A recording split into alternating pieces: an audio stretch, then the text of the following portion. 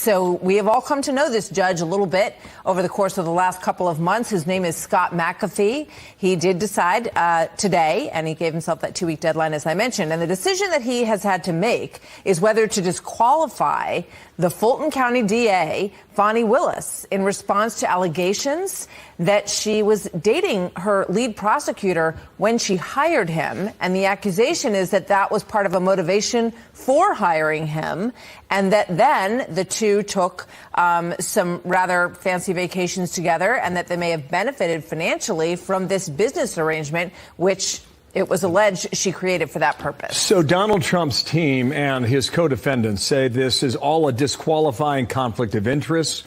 The case should be thrown out because of it. All these allegations prompting heated testimony. We watched it live. You're going to hear now from one of the first witnesses on behalf of Trump's attorneys. She's now a former friend and former colleague of Fani Willis. She was emphatic. She said she remembered the timeline and she remembered the action when she asked her questions about Nathan Wade. And do you understand it that their relationship began in 2019 and continued until the last time you spoke with her? Yes. As it relates to having the 2022 relationship with District Attorney Willis, I'm going to say, because my marriage was irretrievably broken, I was free to have a relationship. You've been intrusive into people's personal lives. You're confused. You think I'm on trial. These people are on trial for trying to steal an election in 2020. I'm not on trial, no matter how hard you try to put me on trial. I don't need anything from a man. A man is not a plan. A man is a companion. Well, that is just a slice of what we got from the DA, Fani Willis, in Georgia through the course of all of this. We've got analysis from former federal prosecutor Andrew Cherkasky. But first, let's go to Jonathan Seri, who's been covering this case all along in Atlanta. Big morning, Jonathan. Yeah, very big morning. The story is unfolding as we speak. The Atlanta Journal-Constitution is reporting that Fulton County District Attorney Fani Willis has been ordered to either step aside or she has to cut ties with her special prosecutor in the case, Nathan Wade, before the case can go to trial. Attorneys for former President Trump and several of his associates had asked the judge to disqualify the DA from prosecuting the case. They argue Willis's romantic relationship with prosecutor Wade creates a conflict of interest. Willis and Wade have testified under oath. The relationship began after Willis hired him, but Willis also faces challenges outside the courtroom. See, as you can see, the more you fuck around, the more you're going to find out. Oh, yeah. I ain't gonna lie, I'm getting cooked. Same thing. Okay, ladies and gentlemen, we've been waiting for this. Little did we know we'd get it at 8 in the morning, 8:55 to be exact. We sprinted on fire to getting this live up and going, and we are ready to go, locked in with the greatest production team on the internet. Ladies and gentlemen, today is Friday, March 15, 2024. The judge has released his decision on Fani Willis' disqualification. Fani must fire everyone or cut ties with Loverboy's Nathan Hot Dog. My name is Benny Johnson, and this is The Benny Show. Man, we're going to break it all down today. Hot diggity damn. Not the result we were looking for. Let me just start with that. Not the result we were looking for. We were looking for total and complete disqualification for Fani Willis. And while this is a partial disqualification, meaning Fani Willis can disqualify herself or she can choose Loverboy, she's already said that she's willing to emasculate a black man on the stand. Her words, not mine. Her words, not mine. So here we are, ladies and gentlemen. The judge has found the middle road, and we are very angry about that. What do you need to do to get disqualified? What do you need to do to get held accountable as a Democrat in this country?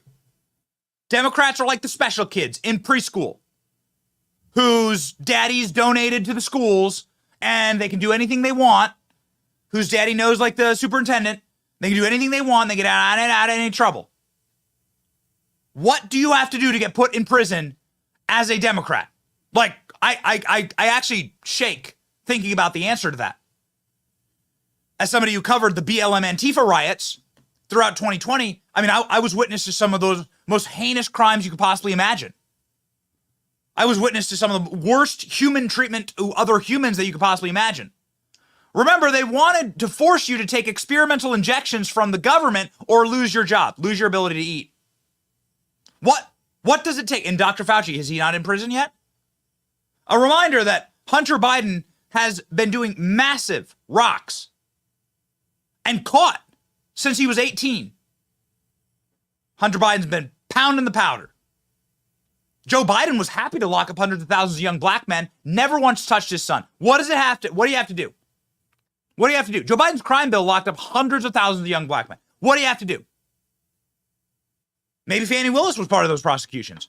Really doesn't matter. It seems like the core tenet of the American judicial system, the American legal system, the American electoral system, the border, which is of course just a power play by Democrats to create a new political underclass that they can control, because blacks and Hispanics in America, as we've been covering, are swinging hard right. They've lost control.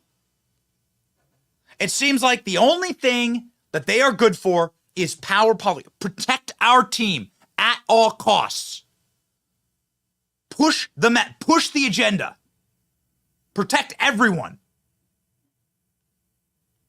That helps us gain power. That is the role. That is the Marxist mantra. Read the Communist Manifesto. First thing we must do, says Karl Marx, is got to destroy the family. We have to destroy the ruling class. We have to destroy the state. We have to destroy capitalism. Let's just destroy everything that makes life worth living.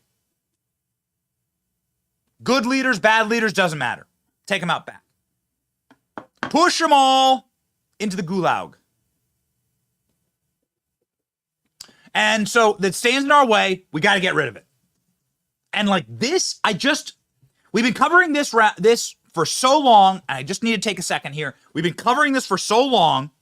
The criminality and the lies before the court are so egregious from Fani Willis. The disgrace, the defiling of justice by this woman who behaves in such a trashy way, who is so disreputable to the court and the case. I mean, do you understand these are institutions that far outlive like any one person who's elected or selected to these institutions? Like these things, like you have to have faith in these things. And every single time that a Hunter Biden skates, or a Bob Menendez skates, or an Adam Schiff gets away with lying, or a Joe Biden gets selected to be the resident of the White House, every single time that happens, the institution gets eroded and people lose all their confidence and faith in it. And it really, quite frankly, everything is hanging on by a thread right now. A massive disqualification of Fani Willis and sending her and then disbarring her for her actions would have told the American people that there is still justice, that there are still consequences for your actions in life, that you will suffer those consequences and they'll hurt, because that's actually how real life is. It doesn't matter who you are, gravity still hits. Jump out of a tree, jump off a cliff, gravity's going to come for you. And that's just the way the real world is. The real world is built on physics. And we used to have systems that reflected that. Do the crime, do the time, was the old saying. And here we have, ladies and gentlemen, the ruling. The ruling. And I'll start by prefacing this. The judge should have fired everyone. The judge is firing someone. It's not as good as it could have been. It's not as bad as it could have been. Quite frankly, we'll never get justice for Hunter Biden. We'll never get justice for the Bidens. I'll keep pushing till my dying day. I'm not sure we'll ever get justice for Joe Biden. I don't know. We'll see. We'll see. We'll see. Can't live in the past. But I'm not sure. I'm not sure we had the strength and stamina to actually get the justice. At the very least, the judge did something here. And that something is still quite embarrassing. And we'll have to cover in the coming days, like as we watch all of this materialize and move forward, like what's actually happening and what kind of an effect this had, because now Fani Willis has a choice. Right now, 9:28 a.m. Eastern Standard Time, Fani Willis and the entire rat's nest, the entire refuse, the dumpster fire of her office should have been off the case. He should have disqualified the whole office. Instead, the judge chose to disqualify one or the other. And it seems like the choice is up to Fani Willis, ladies and gentlemen. So I wonder what she will choose. Fani Willis can stay on Trump election case only if she cuts ties with lover Nathan's hot dog, as judge slams her for tremendous lapse of judgment and acting in an unprofessional manner. Judge McAfee has said that he would decide the matter this week. Willis and Wade, special prosecutor, confirmed they were having a romantic relationship and then lied to the court again and again and again and again and again. And we'll detail those lies. Fani Willis, the Fulton County District Attorney, can stay on the Trump election interference case in Georgia, but only if she cuts ties with prosecutor lover Nathan Wade. Judge has dramatically ruled. A dramatic ruling would be you're all gone. You're done. That would be a dramatic ruling. Superior Judge Scott McAfee slammed Willis for a tremendous lapse of judgment, acting in an unprofessional manner. Let's go ahead and read the actual ruling, shall we? Ladies and gentlemen, let's go ahead and read the actual ruling. Interesting indeed. Here is the document. Let's pull it up and let's go. How long is this ruling? It's pretty long, quite frankly. Order to the defendant's motion to dismiss and disqualify. So let's be very clear as we couch this correctly. This is the judge granting in part Donald Trump's team's request to disqualify. In part, he is saying, yes, we will disqualify. We're not going to disqualify the whole team. We're going to disqualify half the team. Remember, Nathan Wade was the lead prosecutor. So, actually, I'm going to have hey, ALX, just go ahead and get me some of the juicier parts of this. It is a 23-page. I can't read 23 pages. I can't read 23 pages on live here. Ladies and gentlemen, here's what I'll do. I'll read you the conclusion. All right? I'll read you the conclusion. Whether this case ends in convictions, acquittals, or something in between, the result should be one that instills confidence in the process. Well, you haven't done that. A reasonable observer, unburdened by partisan blinders, should believe the law was impartially applied and those accused of crimes had fair opportunity to present their defenses. And that any verdict was based on criminal justice system's best efforts at ascertaining the truth. Any distractions that distract from the goals, if remedial under the law, should be proportionally addressed. After consideration of the record established by these motions, the court finds the allegations of evidence legally insufficient to support finding the actual conflict of interest. However, the appearance of impropriety remains and must be handled as the previously outlined before the prosecutor can proceed. The defendant's motion is therefore granted in part and denied in part, so ordered Judge Scott McAfee. Judges are elected in Georgia. Judge Scott McAfee now has a opponent that is backed by Fani Willis. So in case you're wondering if there's anything weighing on this, perhaps that's it. Maybe we shouldn't elect judges. I'm not sure. I haven't really looked into it, ladies and gentlemen. We are, quite frankly, astonished by this decision. It's not as bad as it could be. It's not as good as it could be. It is absolutely a mixed bag. How the judge said you cannot establish a conflict of interest, which seems to be the core of this case, is like gobstopping. And while we are really excited to play you a bunch of Fani clips, and while we're really excited to jump into all of the reactions to this, I think it's really important to talk about the blinders on this judge. Lawyer Harry McDougal, one of the lawyers on Trump's team, established the conflict rules, because that seems to be exactly where this case is set upon. That was the deciding point here. The conflict rules for disqualification are clear as crystal. Here, ladies and gentlemen, is the judge in the closing arguments arguing on behalf of what the law says when it comes to a conflict of interest. Go. The general rule on conflicts of interest for lawyers is in Rule of Professional Conduct 1.7. And we all know, it's all drummed into us, that we cannot have a conflict of interest. And if we do, we have to withdraw or we will be disqualified. The basic idea is that a conflict of interest impairs the lawyer's independent professional judgment. That's the test of a conflict and whether it can be waived and whether it's disqualifying. And that conflict is not just financial. It can be any conflict that impairs your independent professional judgment. So the lawyer for Donald Trump went on in explaining exactly what outlines the conflict has on this case. This was, without question, the most compelling closing argument. This old school Southern this old school Southern lawyer really knew his stuff. Explain to me, ladies and gentlemen, how this did not convince the judge that there was a conflict of interest. Let's go. The root of all of the problems that we see in this court right now is a conflict of interest arising from their individual personal interests in perpetuating and concealing their relationship. That's the original sin from which all of the other problems flow. There are 6 different actual conflicts of interest in this case, any one of which warrants disqualification, but collectively practically compelling. First, the financial conflict that's already been covered. Second, the personal ambition, political ambition.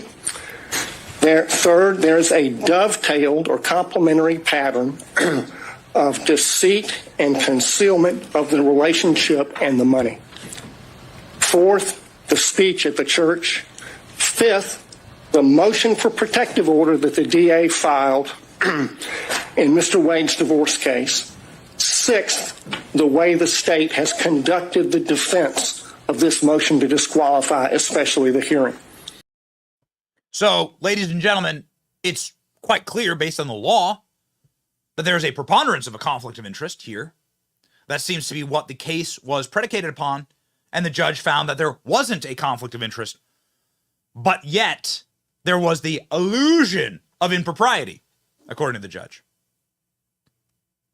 The judge effectively ruling that there was the appearance of impropriety, page 10. So what does this mean? Well, what this means is the judge is sitting there trying to have it both ways, right? Mr. Burger King.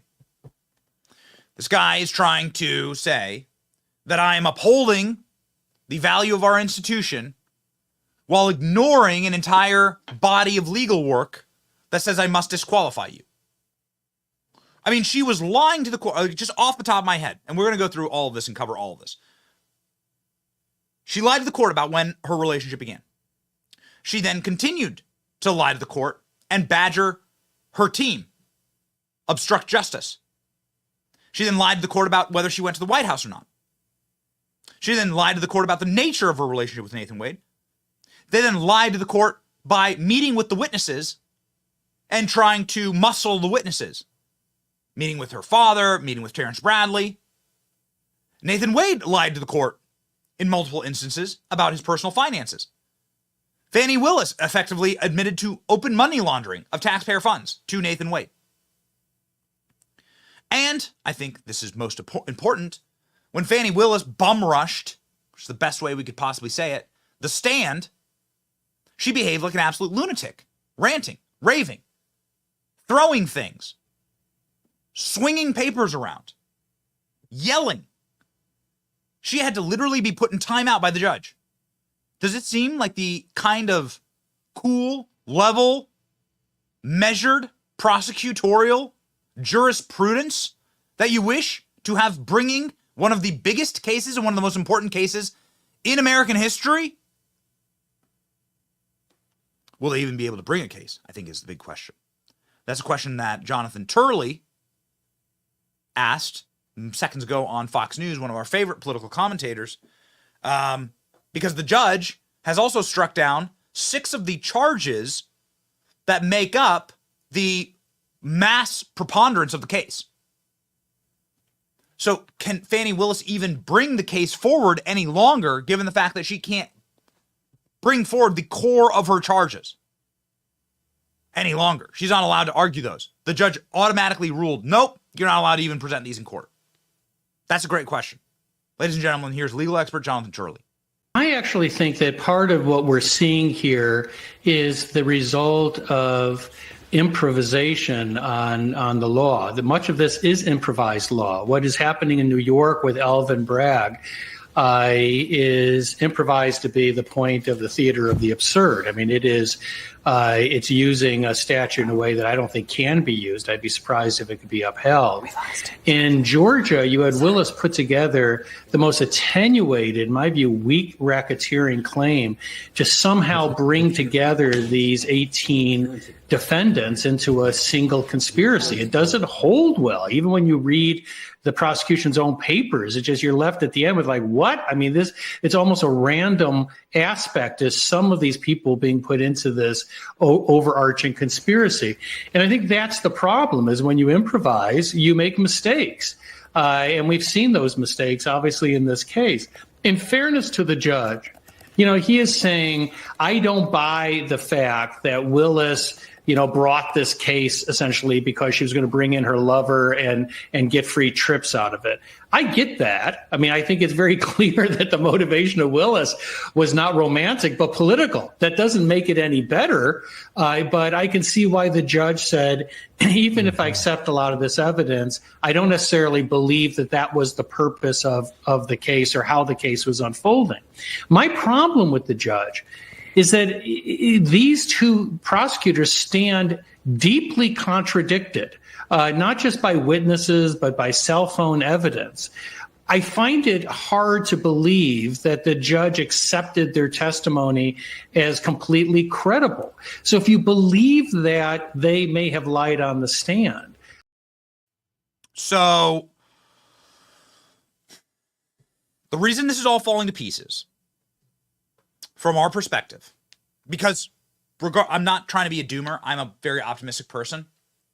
I was obviously ravenously cheering for total and complete disqualification. I believe that it was merited. And I would put our show up. I mean, I'm trying to be as humble as possible here. I would probably put our show up against any show in the world when it comes to the coverage of this case. We've been live for many dozens of hours, perhaps even hundreds of hours at this point, at least nearing hundreds of hours, bringing you live this case, sometimes 7-8 hours in a row.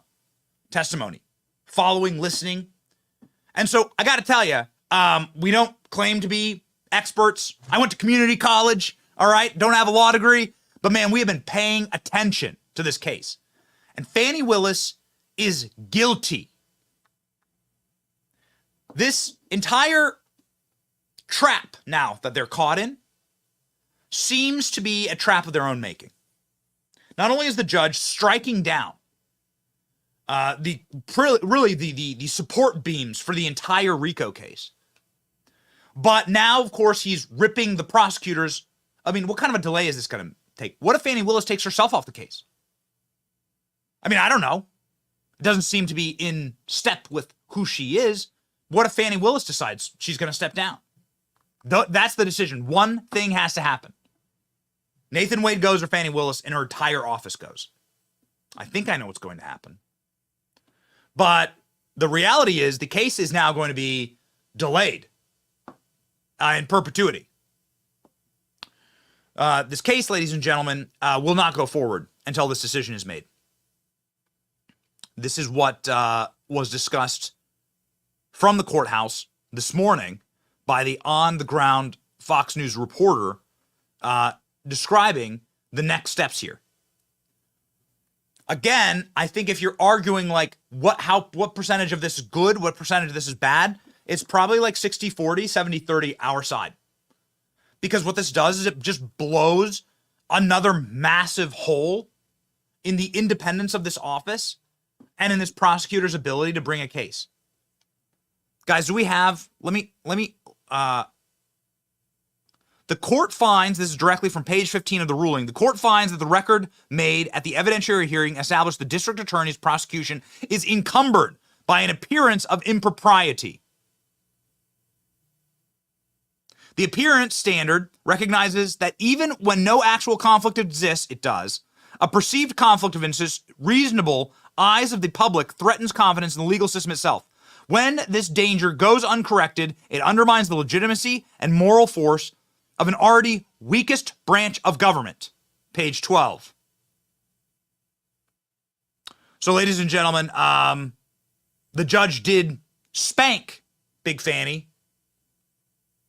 in this ruling. And Big Fani is, well, faced with quite a decision right now. Obviously, Nathan Wade was the gravy train. This was the guy, the whole purpose of doing this was so that they could embezzle taxpayer and federal money on federal charges. And so now the case cannot go forward until this decision is made. Ladies and gentlemen, the reporting on that. Much greater. That's what the judge is saying. In a broader sense, and this goes a little bit to the conversation we're having with Professor Turley there, the case that's been successful so far was in New York, and that was the E. Jean Carroll matter. Mm-hmm. And I think what a lot of people don't realize is that New York State, New York City changed the statute of limitations for her to bring that case. Mm-hmm. They created a law. It expired after 1 year, and now it goes away. In the Alvin Bragg matter, he's prosecuting Trump as well on the checks that he wrote before he became president. It's my understanding that that statute of limitations had to be altered also. So look, it almost feels like an entrapment here in New York in order to prove whatever it is you want to prove, depending on the case. For E. Jean Carroll, it was an allegation that went back, 30 years it was? Mm-hmm.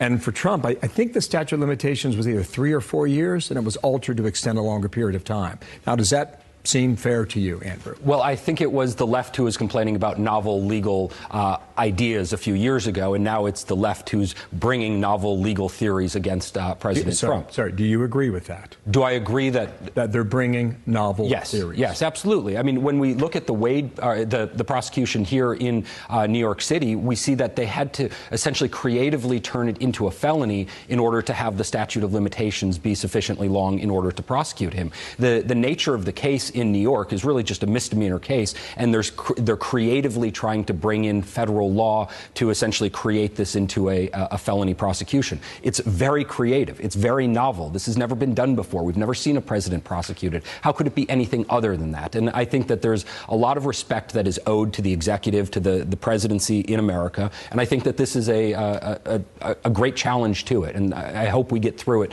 smoothly, because every president, left or right, is going to. It seems like entrapment, says Bill Hemmer. That, by the way, was not the reporting I was wanting, and we'll play that in just a moment. That was Bill Hemmer's reporting saying it feels as though the judge is piece by piece ripping down this case. The delay in the case, of course, is going to be horrors for libs who are crying salty rock tears right now. We have clips inbound from all of the major news coverage of this right now, MSNBC and CNN. They are pissed. They are quite angry at this. And when our enemies are angry, we like to drink their salty tears, the lamentations of their women, and the burning of their villages. Oh, it brings us such warmth in the heart. Ladies and gentlemen, here is the reporting from outside of the court talking about the delay in the process here. Remember, every single delay, the goal of all of this is to put Donald Trump in jail before he can run for president. And now it doesn't seem like they have any option to do that. This was the last thing they had. This was it. This was the last Hail Mary. Everything is going down in flames in the documents case. Everything is going down in flames with the Supreme Court. This was the last Hail Mary case.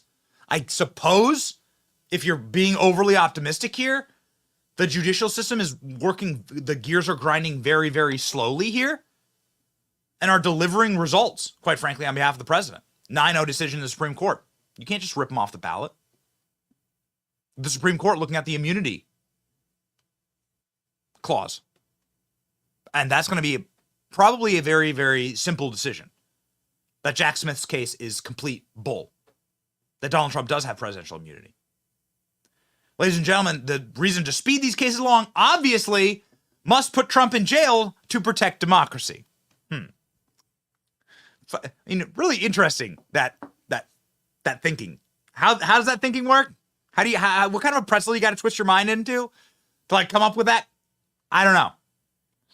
But they're crying because this trial will now be indefinitely delayed and, quite frankly, hamstrung forever based on the fact that they're not sending their best in Fulton County. Here we go, ladies and gentlemen. Say that it created some potential problems as far as public perception, and some interesting quotes here. He said that he referred to Wade's divorce case. He said Wade's patently unpersuasive explanation for the inaccurate interrogatories he submitted in his pending divorce indicates a willingness on his part to wrongly conceal his relationship with the district attorney.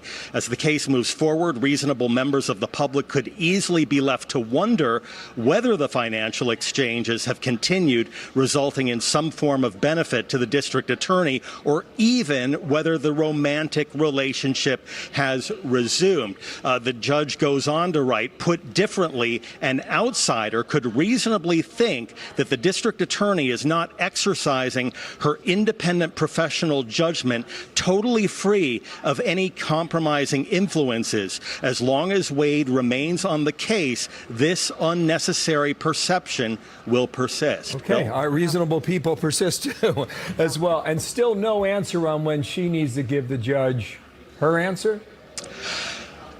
Yeah, actually, my understanding is that the judge has not issued a deadline for DA Fani Willis to make the decision. However, he has said that the trial against former President Trump and his associates will not be able to move forward until the DA makes the decision, whether she recuses herself and her entire office or whether Nathan Wade steps aside.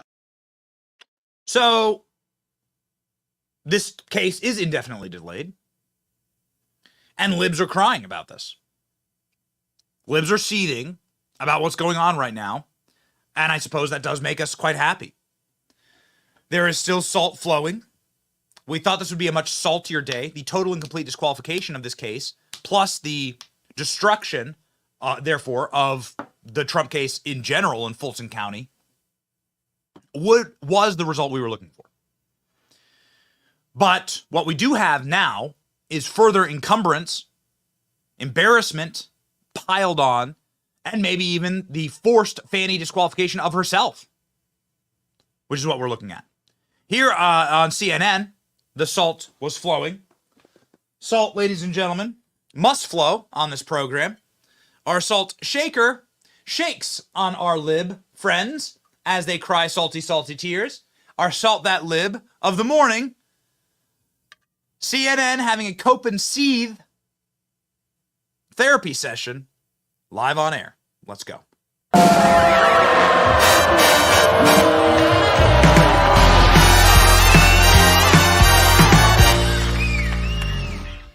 Case, he does have some considerable criticism for her.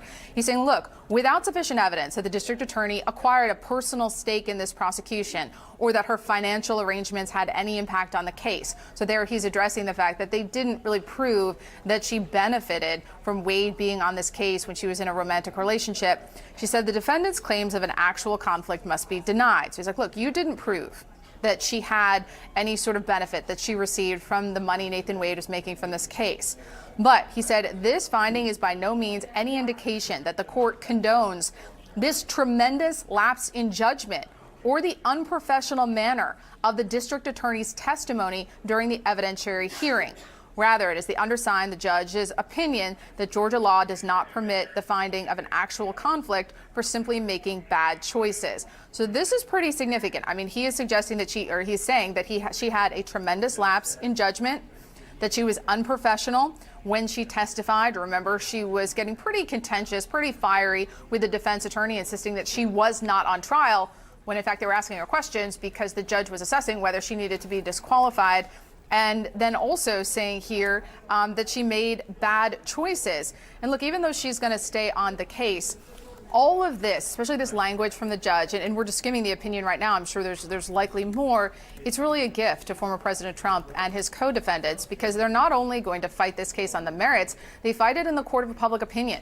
Optics here matter. He has tried to undermine trust in the justice system. And if you have a judge who's overseeing a case calling the prosecutor, again, unprofessional, saying that she made a bad decision, she had a lapse in judgment. So he did go actually, and make sure guys, as you're reading this, send me the judge going after Fani Willis. I do think that this, again, like, is being the touch light of a feather because of something Marjorie Taylor Greene just posted. Let's go ahead and get that. Let's go ahead and source this and get it up on the screen as soon as possible. Judge McAfee, this is from Marjorie Taylor Greene, worked for Fani Willis and donated to her campaign, and has now ruled that Fani can keep prosecuting Trump, but only if she removes her lover, Nathan Wade, off the case. Judge McAfee should have recused himself in the first place because this is obvious bias. Now, this is very, very interesting. He worked for Fani Willis and he donated to her campaign. Interesting that. Fani Willis lied under oath and in his courtroom. Fani and Wade conspired with the White House and the January 6th committee to talk about RICO charges. That we know that is bona fide, guaranteed, 100% true. Fani Willis, and she lied about it, overpaid her lover, Nathan Wade, as he had zero experience with RICO cases and abuse of taxpayer funds. And the Georgia Ethics Board needs to seriously investigate both Fani Willis and Nathan Wade. I filed multiple complaints. The corruption in Fulton County, Georgia, is some of the worst in the nation, and it makes most of us in Georgia sick. Yeah. Absolute savagery from Marjorie Taylor Greene. Ladies and gentlemen, Marjorie Taylor Greene pretty upset. Libs are pretty upset. This judge tried to find a third way here. But we'll see. We'll see if this case even can continue. Judge in Fulton County's Trump case donated to Fani Willis. Here's the article, ladies and gentlemen.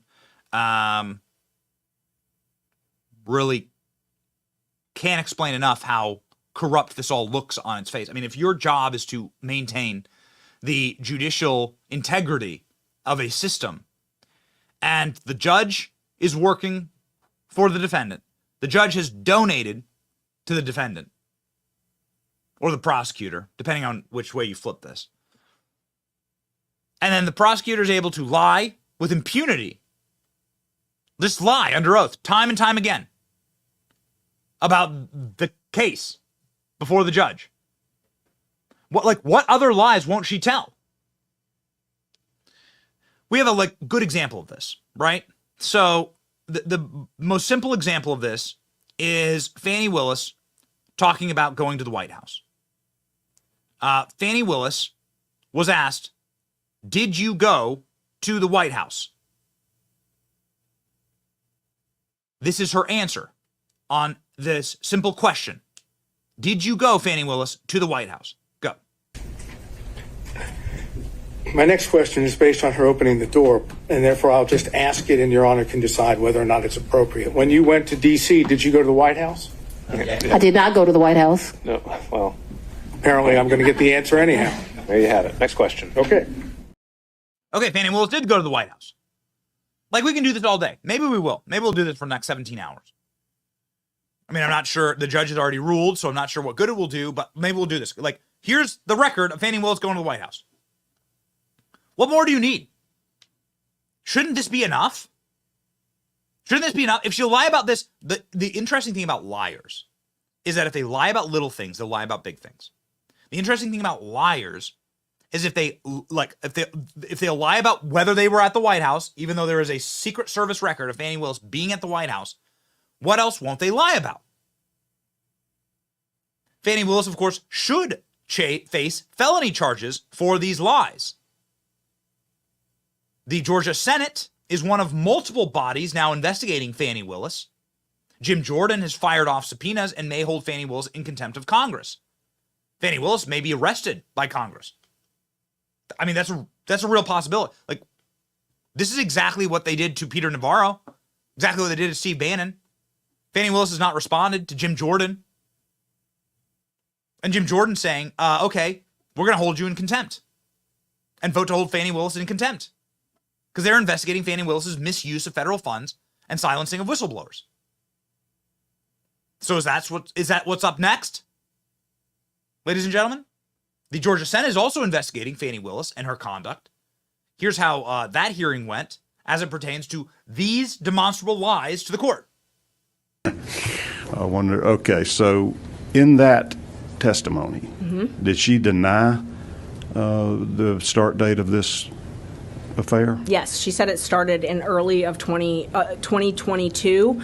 There was some discrepancy between them, a month or two here and there, whether it started. Generally, it was around March, is what Mr. Wade and Ms. What are the Willis. consequences for an attorney to give sworn testimony that she did if you're Bradley, what is it, Yerke? Yerke, your Trackhawk data, your other independent verifications are found to be truthful? It's a crime. It's a felony. You'd lose your license. Okay. It's perjury. Same for Wade. Yes. And we have rules that are one of the, outside of privilege and confidentiality, we cannot suborn perjury. So if I have a client who tells me I did it, I can't put them on the stand to say I didn't do it. Okay. I would lose my license over that. I cannot do that. Yeah, So did she meet with Kamala Harris and the White House and the January 6th committee before bringing this indictment of Trump? Oh, hell yeah, she did. Here's the proof. Open records for the White House access, and we had records that Ms. Willis and the mayor of Atlanta were at meeting with the vice president. Okay, and so this is the access history. How does that work? The White House keeps records of anybody that comes in and has any kind of official meeting, for sure? Yes, and my understanding is it's highly regulated who can access the White House, and so you have to apply in person or apply ahead of time, and then they give you a time when you make the appointment, and they give you a time when you're allowed to be in and when you have to be out by, and they track you. And that makes sense. They don't want anybody lingering in the White House, but they keep that. And so they're called WAVE records, I believe is what they're called, and I'm not sure what that's an acronym for, but they're publicly available. They're open records. And this record that's shown on the screen shows Fani Willis was a visitor with V. POTUS. I presume that's Vice President of the United States? Yes, it was. And what was the date of that back in, was that February sometime of 23? February 28, 2023. Is that before the indictment? Yes. So that's the evidence presented to the Georgia Senate, who's also investigating Fani Willis, along with the United States House, along with the governor of Georgia, who has just signed a law for judicial review and removal of prosecutors who are not prosecuting criminals and are instead going on political adventurisms like this. A big law that was just signed into effect as of yesterday. And so, ladies and gentlemen, the disqualification of Fani Willis will be the end of this case. Fani Willis, hope against hope, but if Fani Willis decides, hey, I'm not going to be moving forward with this prosecution, this thing's a dumpster fire, I'm done, that means the entire case is done. Here's MSNBC having that conversation, saying that the disqualification of the prosecutors on this case is the death knell for the case because Georgia is a supermajority Republican state, and that supermajority, of course, anywhere else other than Fulton County would never bring these charges. Watch. Again, I think this shows that Judge McAfee is taking, his duty seriously with respect to really not letting politics play a part in his decisions whatsoever. I just wonder if he would go there, if he would dismiss charges, if he's planning to throw out the case or remove it from Fani Willis altogether, as we await that decision over the question about whether, there was misconduct with her relationship and Nathan Wade. Yeah, I mean, it shouldn't have anything to do with it. These are completely distinct legal issues. And certainly his decision on the disqualification, as we all know, does not kill the case in and of itself. He wouldn't dismiss the indictment. It would just be reassigned to sort of a governing body in Georgia to then be reassigned. However, I myself feel, and many other people feel, that would, in effect, essentially be the death knell for this case because, another time when Fani Willis was removed from a case in this very case for a conflict of interest, that case is still languishing at that body. It hasn't been reassigned yet. I don't know that there are many other prosecutors in the state of Georgia that would want to take on this case, that have the resources, the expertise. And so this, could be sort of death by a thousand cuts. That seems to be one of the smartest assessments, and I can't believe that it's coming from MSNBC of all places. But inside of a state of, you're on perilous grounds here, and it's gonna lead to me having a larger and broader attempt to instill some testicular fortitude into our party. You ever seen a map of America? Like a map of America is a massive red country, like a county by county map of, let's say, the 2016 election. Get me a county by county map of 2016 election. We live in a red country. The country is red. The vast majority of every state, including every Democrat state, is red. The vast majority of California is red. The vast majority of New York is red. We live in a red country with teeny blue dots. And those little blue dots are where these charges get brought. But that's insane. Because the rest of the country could also reasonably bring charges like this against Democrats. Turnabout is, of course, fair play. Yet you see nothing happening from district attorneys in places where Hunter Biden did business, Jim Biden did business, James Biden did business. You see no movement in states like Arkansas. Love Sarah Sanders, friend of the show. But that's where the Clinton Global Initiative is founded and still exists today. The Arkansas district attorney is like a MAGA, like super America First Republican. The district attorney there. So are the federal prosecutors. So why aren't they bringing cases against the Clinton Foundation and the Clintons? That don't make no sense. Why are we not fighting fire with fire?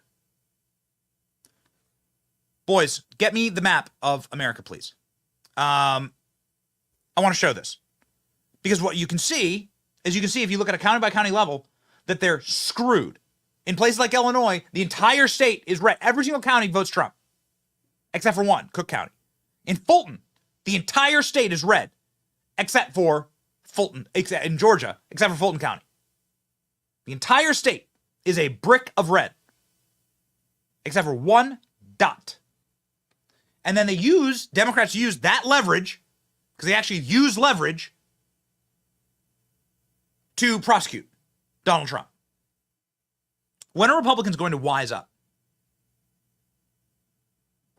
When are Americans going, when are Republicans going to recognize that these kind of things matter? That if you fight, by the way, this is not the map I want. I want the 2016 presidential election map, please. This is the 2022 map. If you fight these kind of battles, expect a country that is prepared to fight back. They can't move the case out of Fulton County because no other prosecutor in the entire state of Georgia would ever touch it. Georgia is a Republican supermajority state with a end-to-end Republican legislature, House, Senate, governor's office, supermajority. Secretary of State, all the boards, everything appointed by Republicans. So why does Fani Willis get so much power in a state like that? How can this not be shut down? The way that it got shut down here in my state. There was a Soros prosecutor in my city that refused to prosecute state law. I live in Tampa. What did Ron DeSantis do? He said, nope, you work for the government of our state. You're done. And just removed him. The guy sued and screeched and whined and everyone cried. Nope, he's gone. And Ron DeSantis appointed someone else. Did the same thing, I think, in Orlando with a Soros prosecutor. That's how it works. This is how governance works, ladies and gentlemen. And so when are we going to fight back? Fani Willis could and should be removed from her position here. Fani Willis is making a humiliation, an embarrassment, a mockery of the system. And yet she's allowed to continue by a judge who donated to her and worked for her. Does that sound like justice to you?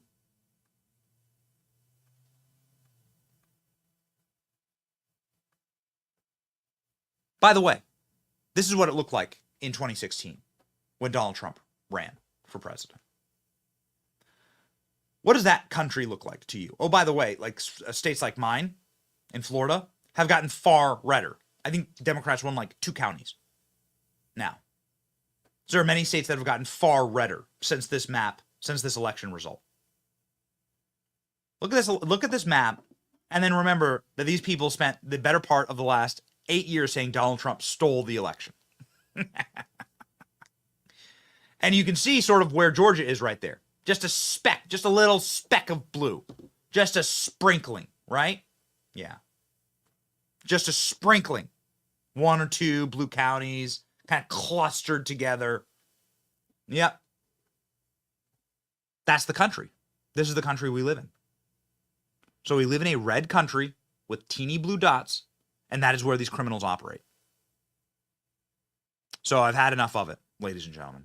CNN has been on air saying that, listen, this entire trial may well be just a massive screw up.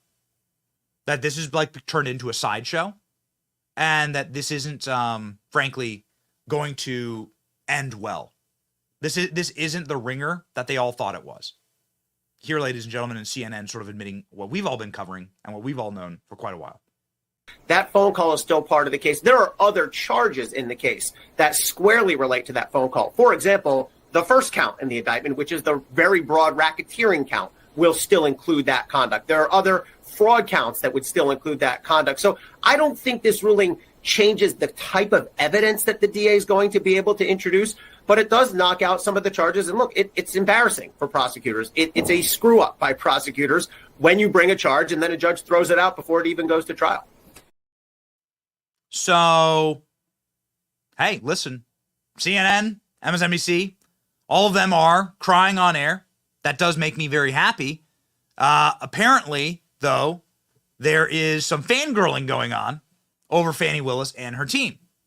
Over on MSNBC, they are saying that Fani Willis is just so sad what's happening to her. Truly, it's really hurting our feelings, what's happening to Fani Willis. MSNBC has decided that they're going to go full fangirl.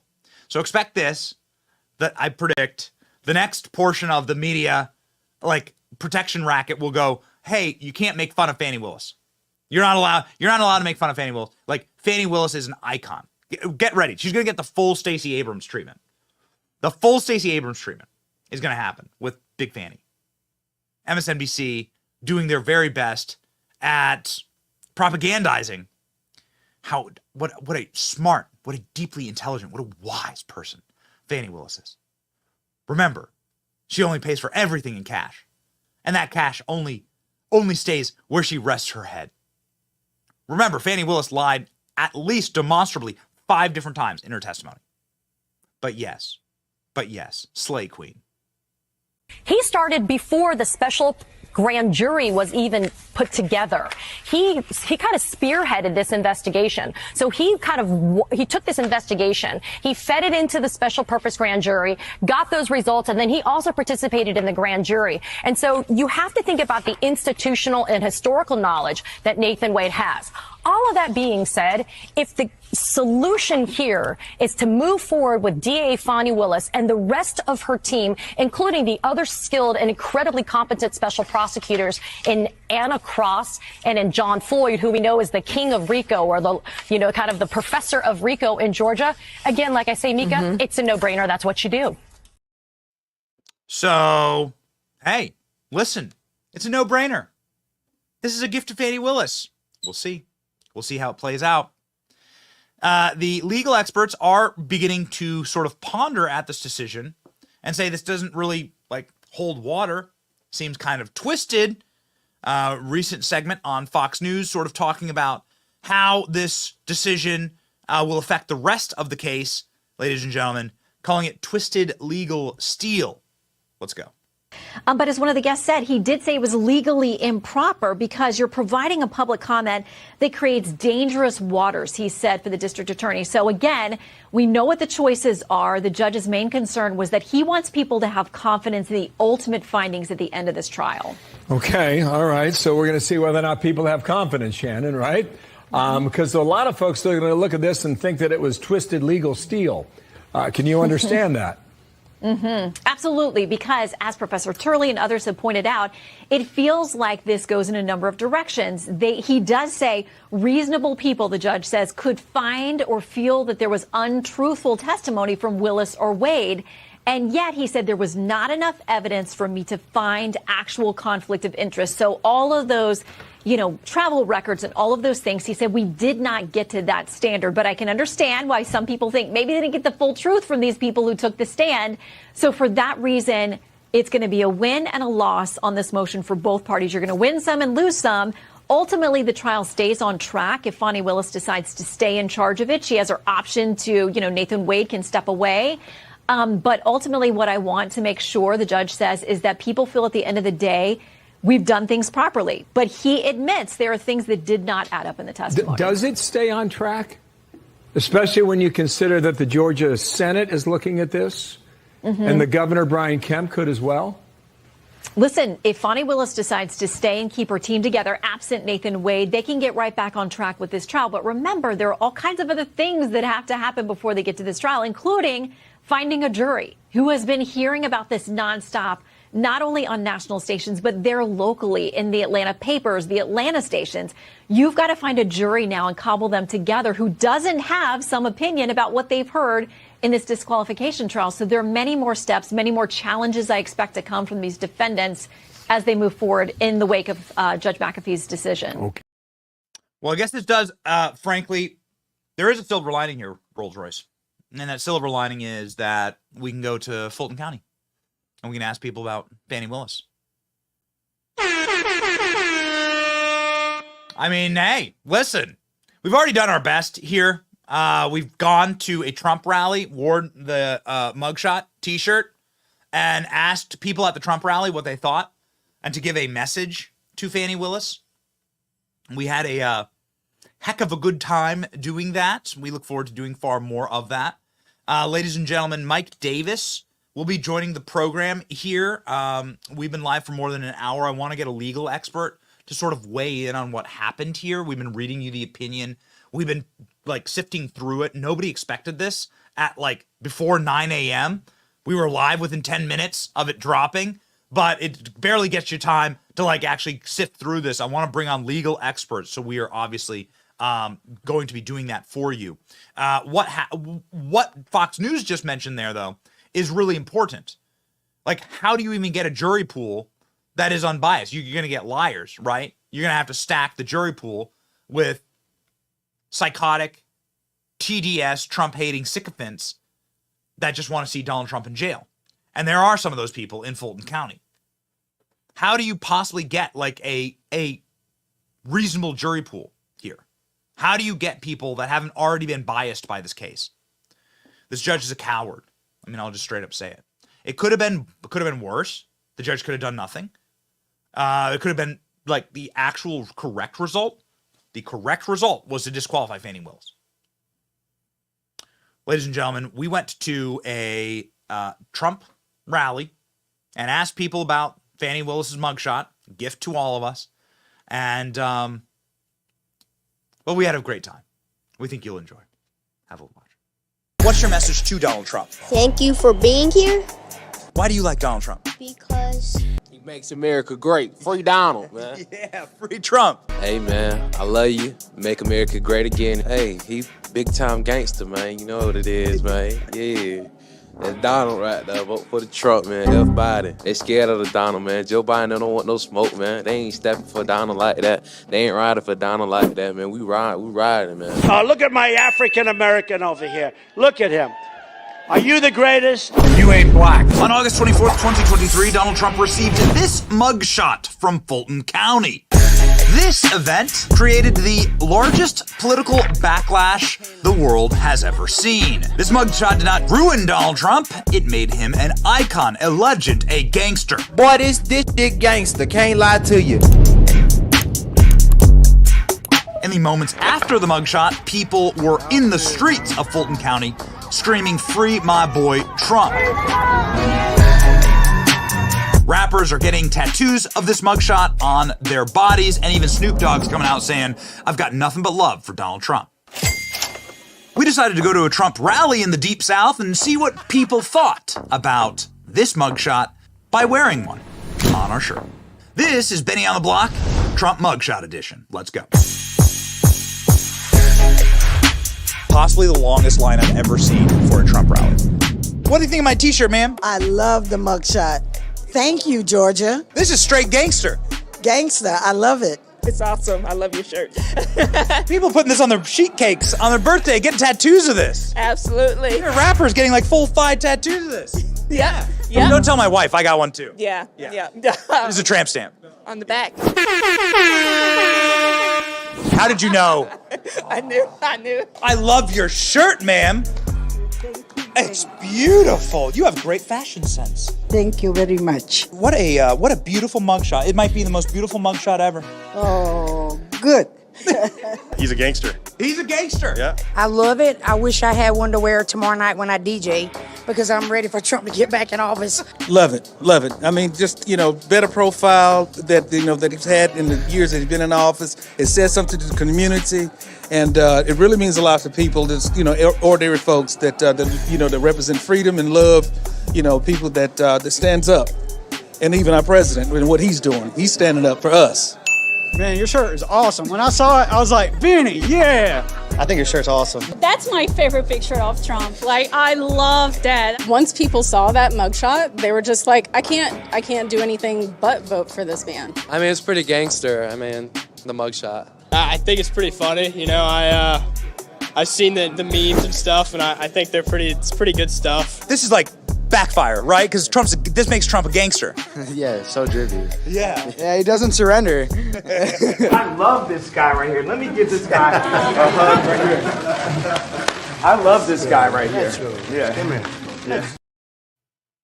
Ladies and gentlemen, that entire video will be up and out this weekend. We are doing our very level-headed best to ensure that you have the most accurate information, the most entertaining information, and that you are, quite frankly, entertained. Sorry, I just got a notification. Mike Davis will be joining the show, ladies and gentlemen, momentarily to talk about this. The thing that I really want to always bring to our coverage of these moments are expertise and people's opinion of this stuff. Like, from our perspective, we learned so much about the system and what's going on when we bring on legal experts and when we bring on people that actually know the legal system. Mike Davis has created what could, if there is a Republican defense judicially of Donald Trump, Mike Davis created it. And so Mike Davis will be joining the program here, ladies and gentlemen, momentarily. Perhaps we can talk to Mike Davis about this very special moment during the testimony where Terrence Bradley, the attorney for Fani Willis, was brought back onto the stand and was asked to account for obvious, egregious lies of Fani Willis, talking about when their relationship began. This leading, of course, to the very famous "oh dang" moment. How guilty are these people? I mean, it's really disgusting. We have this tweet here that shows when the judge donated to Fani Willis. We actually have the receipts here. Judge McAfee donated to Fani Willis in 2020. McAfee is allowing Fani Willis to remain despite Terrence Bradley saying dang after realizing texts prove Nathan Wade and Fani Willis were in a relationship before Willis hired Wade to get Trump. Trump won't receive a fair trial. There is the actual receipts right there. $150, doesn't matter, it could have been $1. The judge donating to Fani Willis. There it is, ladies and gentlemen. Really, truly breathtaking. Just a coincidence, says Jack Posobiec, the Fani Willis ruling was assigned to a judge who used to work for Fani Willis. Nothing to see here. Nothing to see here. Ronnie Jackson, another politically motivated judge. Fani Willis should be disbarred, her boyfriend prosecuted, and fired. All charges need to be dropped. Americans are sick of these endless witch hunt for election interference.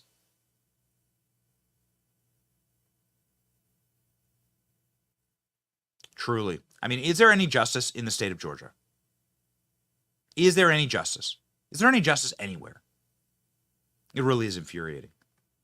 Listen how guilty these people are. Here's Steve Sadow, Donald Trump's attorney, questioning Terrence Bradley and getting him to go, oh, dang, during all this. Okay? In Defense Exhibit 26, which I showed you last time, was 2 pages of text messages between you and Miss Merchant, correct? Correct. All right. Now, the first page starts off by saying, Miss Merchant, like, just date, don't hire him. Do you think it started before she hired him? You see that?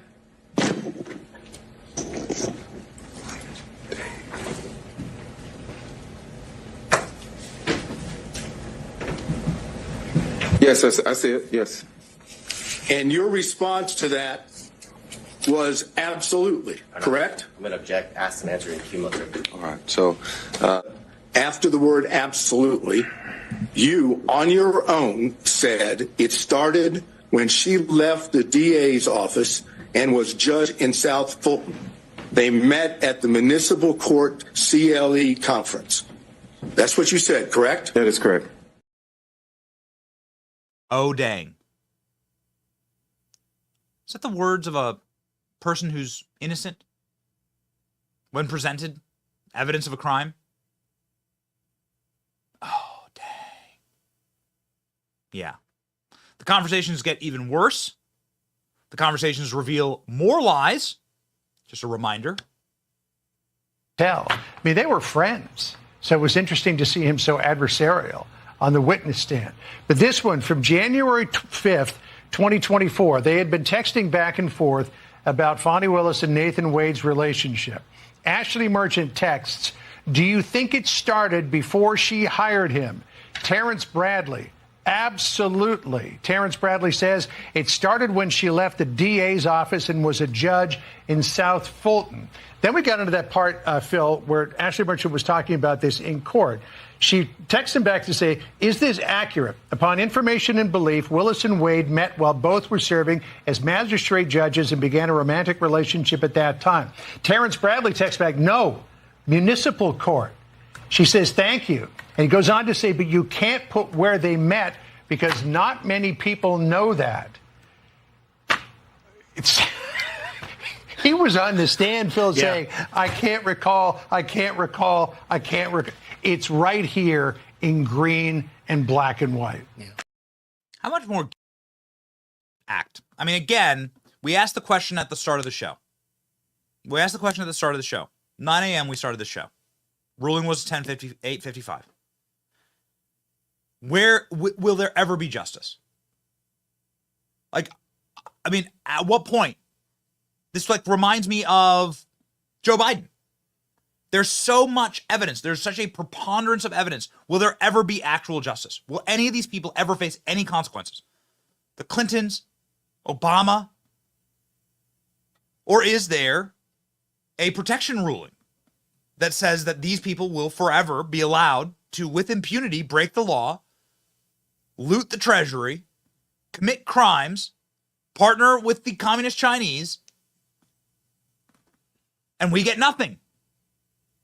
No justice will ever happen. When taking the stand, Fani Willis literally had a meltdown. She had to be put in timeout by the judge. She threw papers. She had a meltdown and started throwing papers and screaming. Here's what that looked like. And where, when did he come to, I guess, the condo? I'm not sure what you called it, condo apartment. Would he come and stay at that condo or visit you there? I'm sorry, visit you there. What condo, what apartment? I want to be clear. So not your house. I know you classified one as house and one as condo. So I'm trying to use those terms. So there's been more see, what you don't understand is because of this case, I got to move. And so I need to, if you could ask a more precise question. Yes, please, give me the time period. Mr. Wade visits you at the place you laid your head. When? Has he ever visited you at the place you laid your head? So let's be clear, because you lied in this. Let me tell you which one you lied in. Right here. I think you lied right here. No. This is the truth, Judge. And it is a lie. It is a lie. Ms. Willis? Mr. Stanow, thank you. We're going to take 5 minutes. We'll be back in 5.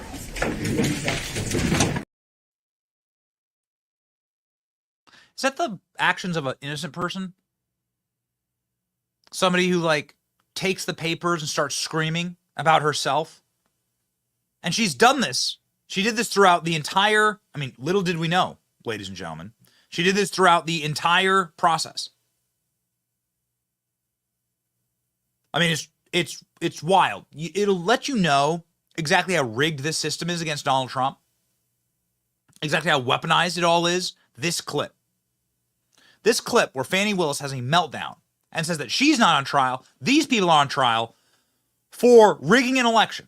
For trying to rig an election. Trying to steal an election. Fani Willis says. Projection, anyone? Was there any signature verifications in Fulton County? Apparently there were 150,000 votes in Fulton County that had no signature verification.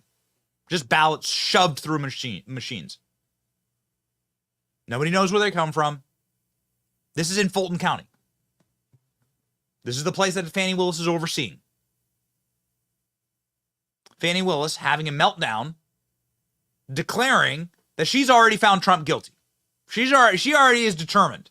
No prosecutorial jurisprudence. She's already found Trump guilty. I'm not on trial. Trump's on trial. Watch. So your office objected to us getting Delta records for flights that you may have taken with Mr. Wade. No. Look, I object to you getting records. You've been intrusive into people's personal lives. You're confused. You think I'm on trial. These people are on trial for trying to steal an election in 2020. I'm not on trial, no matter how hard you try to put me on trial. So, what class? Truly. What class? What a wise and shining testament to the value of our judicial system. Like there should be total, like, these prosecutors in places like this should be appointed, quite frankly, by the governor. Like, should not be elected. Like, it's different everywhere around the country. But like judges and prosecutors, like, they should be appointed by a board. Like, you shouldn't have like somebody in such low functioning, like, be able to lie and be able to disgrace the courtrooms. I mean, does anybody, like, there's a lot of people who live in Fulton County. Does anybody think they're ever going to get a fair trial? Like, when you look up on the stand and you see this, for instance, this judge that worked for Fani Willis and donated to Fani Willis, saying he's going to strike her testimony because she's losing her mind. Watch. Fulton. That's before I had to abandon my home, Judge. All right. And at my home in South Fulton, he never came there, okay? So if you don't come someplace, you can't live there. Ms. Willis, I'm going to have to caution you. This is going to be my first time out to caution you. We have to listen to the questions as asked. And if this happens again and again, I'm going to have no choice but to strike your testimony. So we need to break this down. Ms. Merchant's question, I believe, was asking whether you lived anywhere other than South Fulton. So the judge saying, I'm going to caution you that I'm going to strike your testimony. I'm going to like kick you off the stand, effectively. This is the guy who used to work for her and donated to her.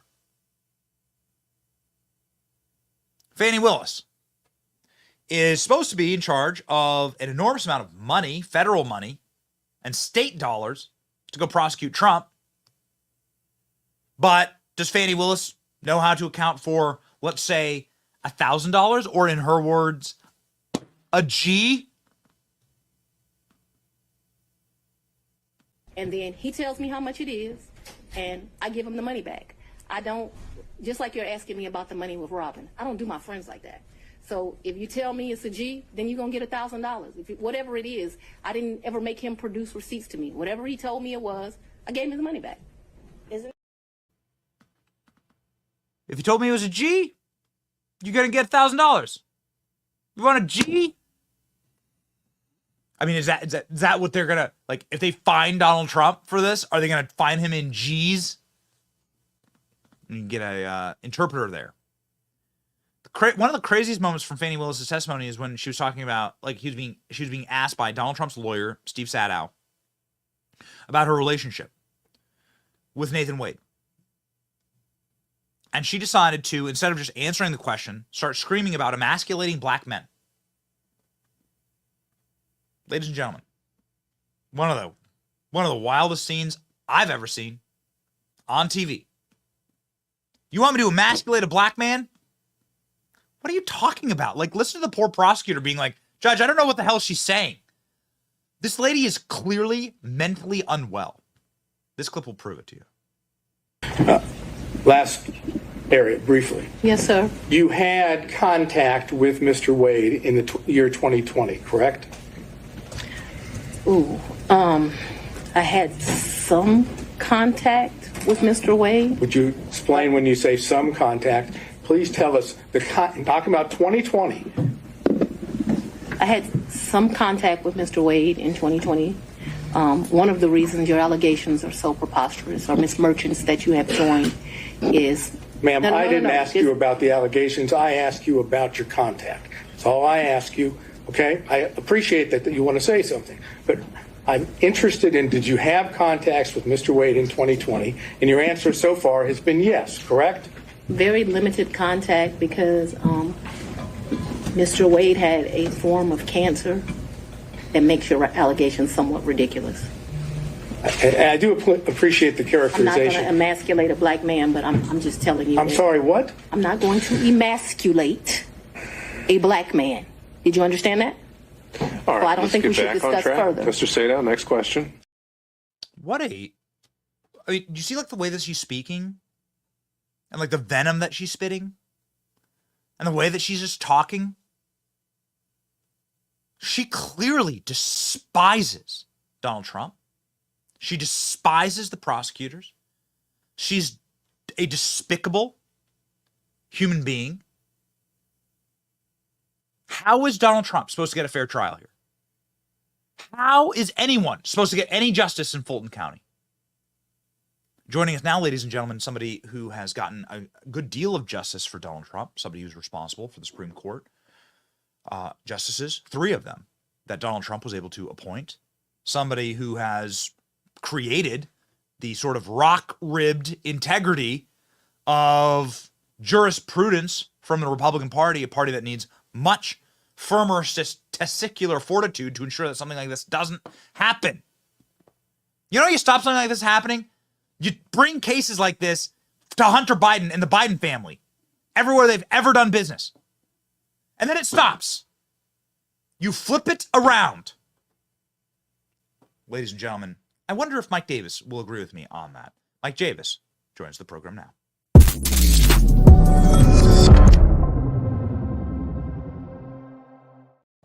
Hey, Mike. Okay, your take on the ruling. We've been we're disappointed, quite frankly. But maybe we're missing something between the lines here in the legal space.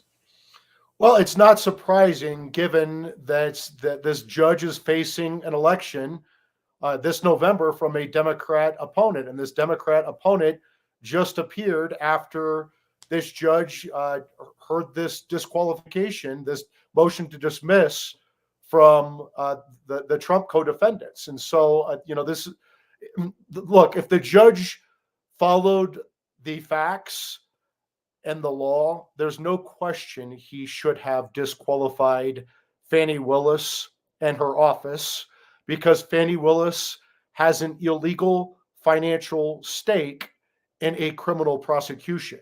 You cannot have that as a prosecutor. And she has this illegal financial stake because she illegally hired her secret unqualified boyfriend, Nathan Wade, to bring unprecedented RICO charges against President Trump and 18 co-defendants. She paid him $250 an hour, $700,000 in counting. He colluded with the Biden White House, including the White House counsel, before she brought this indictment. He billed his time for those meetings, so that's undisputed. He also billed 24 hours in a single day. In return for hiring this unqualified boyfriend, he took her on lavish trips to the Caribbean, to Napa, to Belize. She lived the high life, right? She said she paid him back with cash because her Black Panther father told her to keep 6 months of cash laying around the house, but she didn't explain how she replenished that cash after she reimbursed him thousands of dollars as a Black Panther cub to her Black Panther father. She's lying. She committed perjury in this court. She suborned perjury. She obstructed justice. She took bribes. She violated the gift ban in Georgia, in Fulton County. There's no question that this judge should have disqualified her from this case, but if he followed the facts and the law, but instead he caved to the politics. He's scared of Fani Willis. You saw that at this evidentiary hearing. He couldn't even look at her when she was dragging Scott McAfee, this young new judge with young kids, around his own courtroom. And the Democrats put up a Democrat opponent for November in this overwhelmingly Democrat Fulton County. So he caved to the political pressure. There's just no other way to look at it. Is there any justice at all? Like, I mean, again, we have an optimistic show, but it just seems like time and time again, everyone skates, whether it's the Clintons, the Bidens, whether it's Fani Willis. We've been covering this, Mike, for what seems like hundreds of hours live. Like, we've been tuning into every single trial, listening in, like going live for 7 hours at a time. We don't claim to be legal experts, but we are experts on this trial. And there are just demonstrable lies that she told. So is the rule now you can just go and lie to the court? You just lie? Like, that's the rule? You just lie? The most egregious thing that she did was she knew that there was a false affidavit submitted in Nathan Wade's divorce proceeding. And Nathan Wade and Fani Willis got 8 other attorneys in the Fulton County DA's office. So 10 attorneys in the Fulton County DA's office submitted this false affidavit from Nathan Wade's divorce proceeding in response to co-defendant Mike Roman's motion to dismiss in this criminal proceeding in front of Scott McAfee. So Fani and her dumb boyfriend Nathan Wade knew that this affidavit was false. They put the careers and lives of 8 other attorneys, their subordinates in the Fulton County DA's office, in serious jeopardy, and they submitted this to Judge McAfee. And Judge McAfee knows that this affidavit was false that they submitted. He knows that she lied numerous times in her courtroom. She knows that she suborned perjury, and he caved. He caved to the political pressure. So in every single other legal vacuum, that this judge should have simply said, you're disqualified, and maybe then some. Like, you're not allowed to be a lawyer anymore. If I were this judge, I would have, at a minimum, Fani Willis and her office should be disqualified. This case has been illegally tainted since before its inception. Before she brought this indictment, everyone concedes that their relationship, that Fani Willis's relationship started with Nathan Wade before they brought this unprecedented indictment, this RICO indictment against Trump and 18 others. And then now we understand why she brought a RICO indictment, because if Nathan Wade can make a lot of money off of this indictment at $250 an hour, $700,000. He's such a dumb, unqualified, bad attorney that this judge dismissed 6 of the 41 counts because they were incomprehensible. And I knew this judge was going to do this all along just because he's a Kemp judge. He was a Kemp appointee. He couldn't look at her in the courtroom when she was being highly inappropriate in his courtroom. He couldn't even look at her to get her under control. But when he started doing radio interviews before this ruling, talking about this case, and when he dismissed those charges that really don't matter, I knew that he was trying to split the baby here. I knew that this would be a political decision because he fears Fani Willis, he fears her political machine, and he fears that he's going to lose his job this November. So, I mean, he may well lose his job anyway. So why not just rule correctly? You would think so. This showed horrific judgment on the judge's part. Horrific judgment. He put politics above the facts and the law. He put his political career above the law. So what going forward here? I mean, this then sort of demonstrates to the entire world that this is an entrapment case for Donald Trump, and that the judge, the jury, the prosecutor, who Fani Willis had this meltdown when we just played it before he came on, where she goes, "I'm not on trial, you're on trial for stealing an election." Like, what prosecutorial jurisprudence and calmness and blind justice to then have a raving lunatic on the stand screaming that she already has decided Donald Trump's guilty here, right? Like, it just shows kind of that this is all a farcical demonstration to put Donald Trump in prison, right? I mean, is that it? Like, that's it? We just have to accept that reality? No, we don't have to accept that reality. What we need to say is we're not going to let Democrats, prosecutors, and Democrat lawyers, and Democrat lawmakers, and Democrat judges, and Democrat juries, and these Democrat hellholes like New York, D.C., and Atlanta decide who is our next president. The American people get to decide the next president. And this lawfare will end when the American people go in on November 5th, 2024, and tell these Democrats to shove it up their asses. We're going to pick the president, and it's going to be President Trump. So maybe you can talk me through, like, game theory this. What happens next? So does this actually go to trial before the election? It very well could. And I think that President Trump and these co-defendants should appeal this ruling. I think that they've indicated that they're going to appeal this ruling because this is clearly Fani Willis is clearly illegally conflicted. Her entire office is illegally conflicted. She took a financial stake in a criminal prosecution. No wonder they brought RICO charges. No wonder they charged 19 defendants with the most absurd legal theory imaginable. It is not a crime to object to a presidential election. It's allowed by the Electoral Count Act of 1887. You don't see Democrats in prison for objecting to Republican wins in 1968, 2000, 2004, and 2016. It's also not a crime to twist arms politically and put pressure on politicians and other government officials. That's protected by the First Amendment, right? And they're saying that there were fake electors that Trump submitted. No, they were alternate electors, like what happens with every election challenge, like 1968, 2000, 2004, and 2016. You need to have contingent electors. So if you legally prevail, your electors can vote for you in the Electoral College. And for them to say that those were fake electors is nonsense. No one was duped by the fact that Trump put up contingent electors, which is the practice. It's not like Rudy Giuliani had the real electors tied up in his trunk and gave fake electors fake IDs and masks to go in and vote for Trump. They weren't fake electors. They were contingent electors. This entire legal case against Trump in Georgia is what we call legal bullshit. Pardon my language, but that's what this is. This is lawfare and election interference. And you would think you would have judges who had the fortitude to make the right calls by following the facts and following the law, but our judicial system has been tainted by politics, and it's destroying the legitimacy of our federal and state judiciaries. Yeah, I mean, we read the ruling live on air. He's like, we didn't find an actual conflict of interest. I mean, that in and of itself is, in your words, such bullshit. Yeah, we listen to the trials. We've played the evidence time and time again.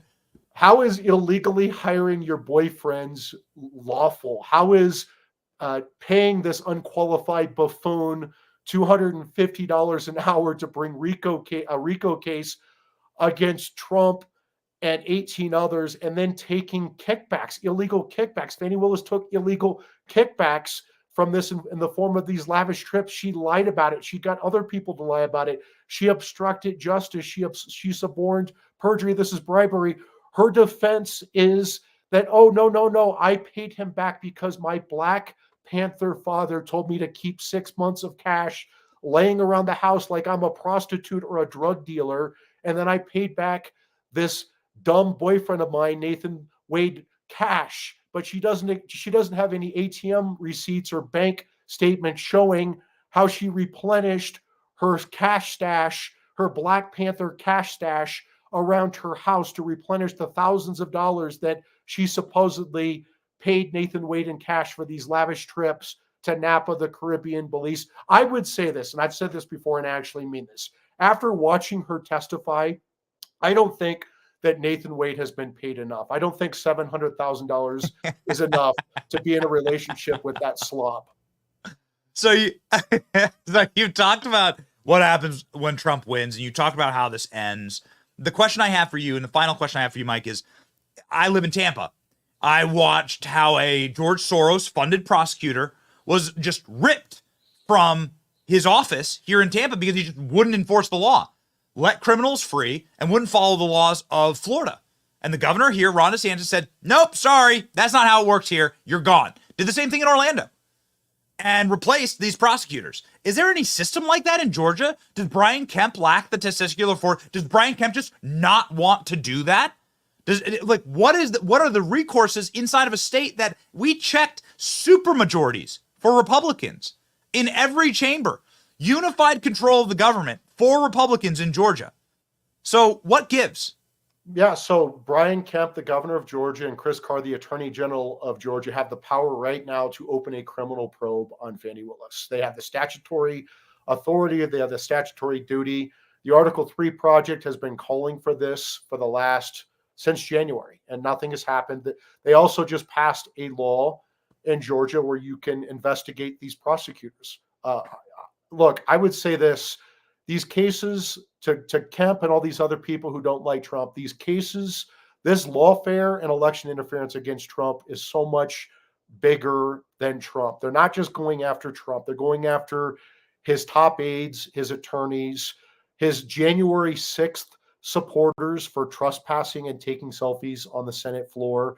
They're going after parents outraged by gender chaos in schools and the resulting rapes in high school bathrooms. They're going after Christians praying outside of abortion clinics while the Democrats, Biden Justice Department, and these Democrat prosecutors give amnesty to the abortion industry activists who are terrorizing Supreme Court justices outside of their homes while cases are pending, while sending them to safe houses, even after the 1 a.m. assassination attempt against Justice Kavanaugh, his wife Ashley, their 2 teenage daughters. These trans terrorists are terrorizing Catholic churches and crisis pregnancy centers. BLM, Antifa, Hamas, their riots are a lot more deadly and destructive than anything that Trump's supporters did on January 6th. We have a politicized and weaponized justice system by these rabid Democrats and these total pussy Republicans.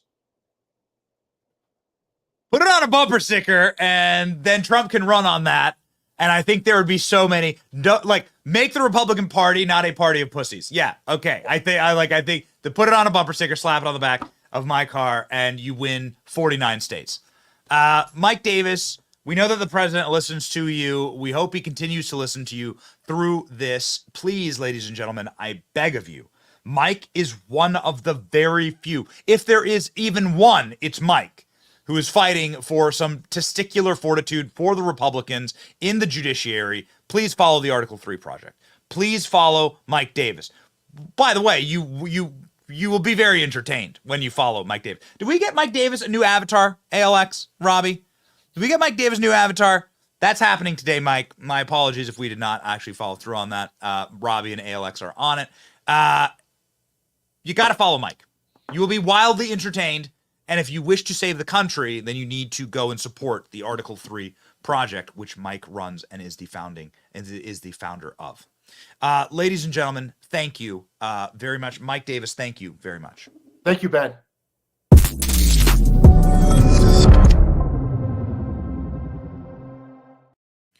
So yesterday, we had a long interview with Laura Trump, and they're doing their best to remake the RNC into like an actual battle station that fights for us. Michael Whatley is the new RNC chair. Laura Trump is the co-chair. And they have decided that they are going to fight these legal battles, and they're going to fight fire with fire. And that is a wonderful thing. We've been sent over a clip of the new RNC chairman, and it's a very short clip, the new RNC chairman, Michael Whatley, responding to this. Now, of course, Ronna McDaniel is the reason why all this is happening. The fact that there was no strength at the RNC. Nobody had any fear of anything. And there was no fear of anyone ever, like, getting hit back, right? You just walk up and punch somebody and no one's ever going to fight back. Well, the RNC is now fighting back. The RNC has released statements on this decision, and Michael Whatley was just on Fox responding to this decision. We thought we're going to withhold judgment. Trump is putting together a brand new RNC. Laura Trump is co-chair, the chairman now of the RNC, hand-selected by Donald Trump, somebody who fought for election integrity in North Carolina and won. Michael Whatley responding to these charges. Let's see if we got any gunpowder in the gut from the new RNC. So now, just to update you, awaiting a response now from Fani Willis. What's the DA in Fulton County going to say after the judge ruled that she can remain on the Trump election case if she removes her lead prosecutor? That is Nathan Wade. Our next guest is brand new to the job. He is the RNC chairman, Michael Whatley. He previously served as general counsel for the RNC, a Tar Heel out of North Carolina. And, sir, thank you for your time. And, well, I guess your timing is pretty spot on. So thank you for being here today. Your reaction? Yeah, happy to join with you. Yeah, thank you. Your reaction to the news in Atlanta? Look, I will defer to the president's attorneys on this. Obviously, they are the ones that are dealing with it on a day-to-day basis, but I think it's just one more example of what we're seeing as improper conduct. We're seeing the conflict of interest, and this is just one more instance of there being, legal partisan attempts to go after the president. It's frankly election interference. Okay, so we will wait to see what Fani Willis does. Generally speaking, you're being rather proactive for this election when it comes to election integrity. I'm going to ask you about that in a moment here. But what do you think in the bigger scheme of the cases facing the Republican presumptive nominee? Do you Look, again, I'm going to defer to the president's attorneys on each case. I apologize, Mr. Whatley. Do you see any of these cases being resolved before November at the moment? Look, I will defer to the president's attorneys on the specifics for all of those cases, but I do think it's important for the American voters to understand that these are partisan actors that are bringing these cases to influence the election. And the fact is that they're trying to deflect from the fact that Joe Biden, under his rule, under his presidency, inflation is out of control. Gas prices are up. Housing prices are up. We are seeing 9 million illegal immigrants come across the Mexican border. We don't know who they are. We don't know where they are. We don't know what they're doing. And so, America is not safer than we were 4 years ago. You look at the world stage, we're not in a stronger place than we were 4 years ago. This is an election that is about contrasts. And we just need to continue to focus on the fact that for all American families, they were better off and will be better off under President Trump than they are under Joe Biden. What I find so inspiring about this current moment in time is that it seems like we are actually getting refined by fire. It seems like there are people and voices that are emerging right now that wouldn't normally have had a seat at the table. You'd have the old fuddy-duddy legal scholars with the dust and the cobwebs on their books and the dandruff on their tweed Brooks Brothers jackets. And they'd be saying, yes, but also, yes, but hitherto. And, well, we understand what Scott McAfee is saying here. Donald Trump is indeed orange man bad, right? But there are now legal voices that are uniting.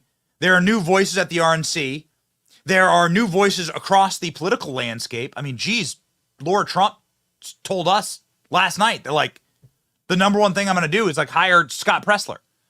What world are we living in? What a great world we are living in, actually, now. One of those voices that is sort of, like, risen like a phoenix is Viva Frei, who is himself a lawyer and is really sharp on legal issues. Viva has a fantastic channel and also really excellent and thoughtful takes and takedowns of these issues. Viva joins the show right now.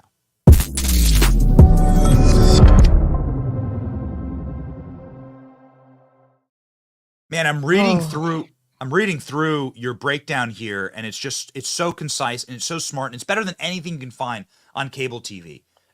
So Viva, the floor is yours. We have your tweet thread up. Can you talk us through this ruling? We are sorely disappointed, but also the reason why we're disappointed, I'll just preface the whole show for you. We've been live for 2 hours. The reason we're disappointed is because we followed this trial, and to us, the non-legal observers, like, this seems like such a simple decision. Benny, we're frustrated because the decision is wrong, period. It's not wrong because I disagree with it. It's wrong because it's contradicted within the four corners of the decision itself. I should also specify, I'm a former lawyer. If I never see the inside of a courtroom again as a lawyer, it'll be too soon. I'm irritated having followed this and gotten my prediction wrong. I said she was going to get disqualified along with Nathan Wade, and I could twist it and say I'm part right and more right than wrong. She didn't get yeeted in this decision. And I'm not angry because my prediction came out to be wrong. I'm frustrated because the decision itself is illogical, incoherent. I'm going through it, I'm reading it. It's like, okay, he says, we don't really believe her. She's made many mistakes on the stand, many poor decisions, but she hasn't provided, what was it? Inherently unbelievable explanations for having reimbursed the gifts that she acknowledged having gotten. A little frustrated with some typos in there. I couldn't edit the typos out. But it's like the decision says, we don't believe her.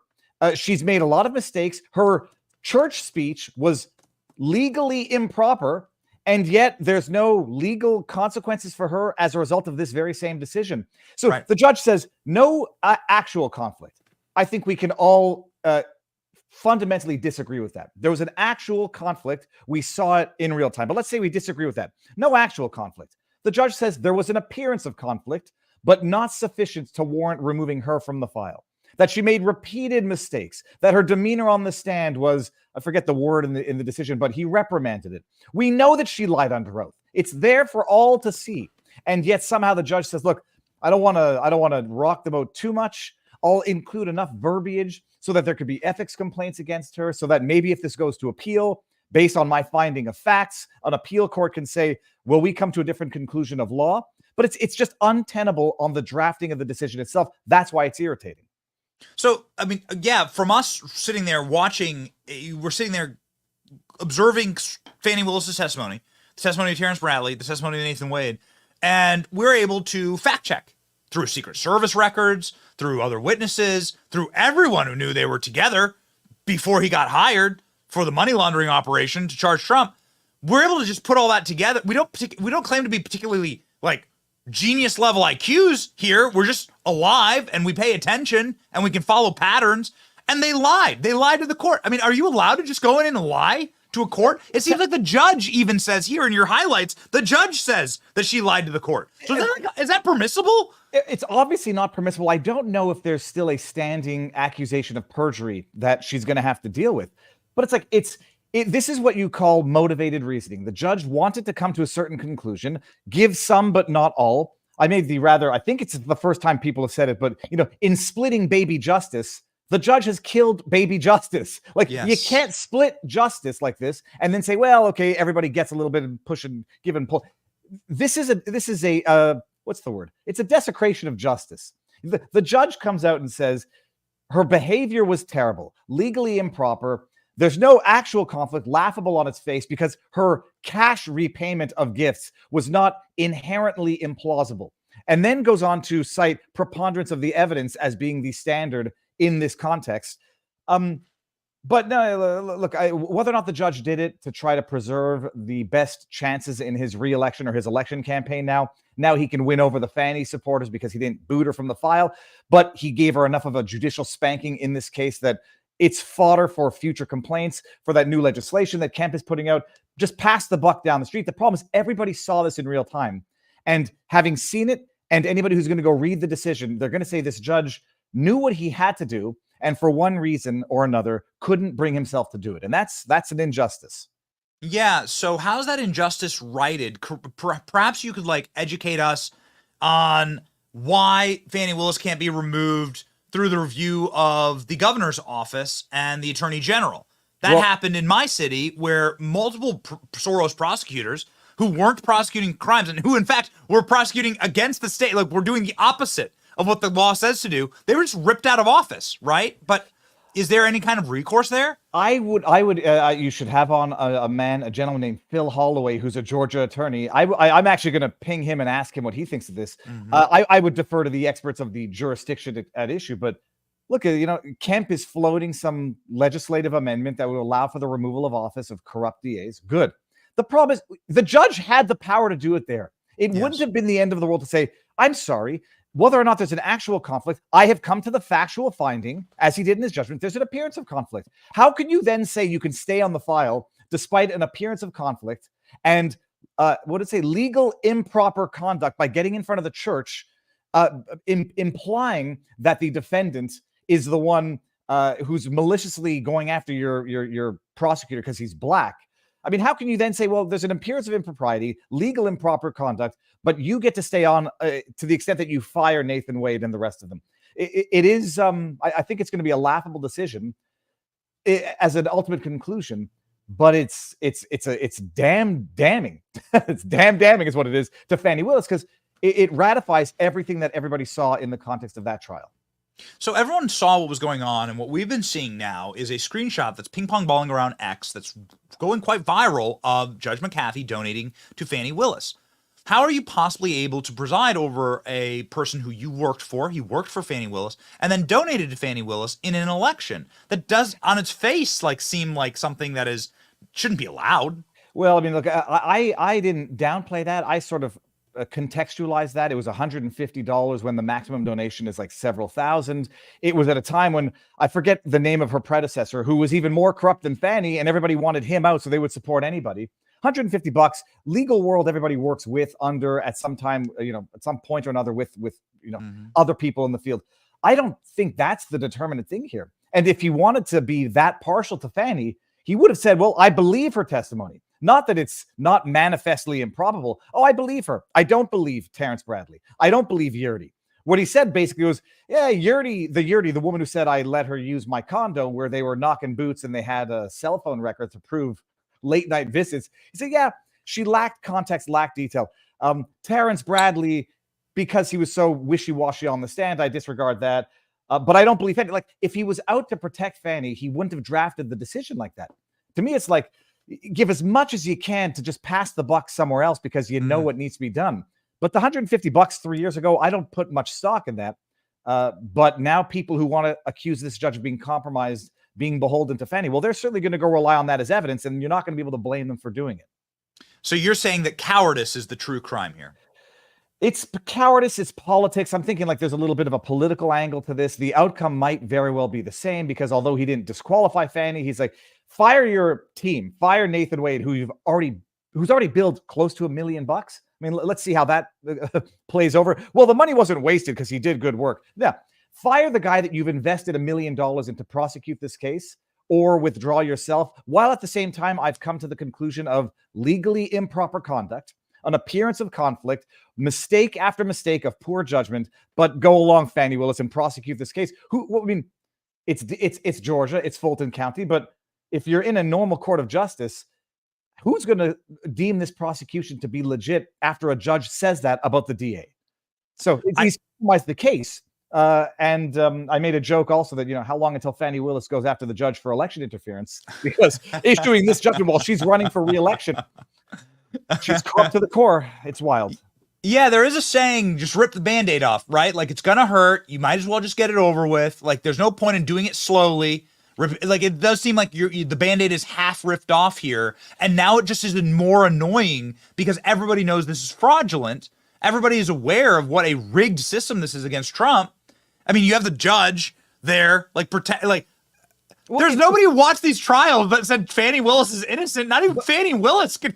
No, but it's not that. It's not like you saw the trial and then disagree with the judge's decision.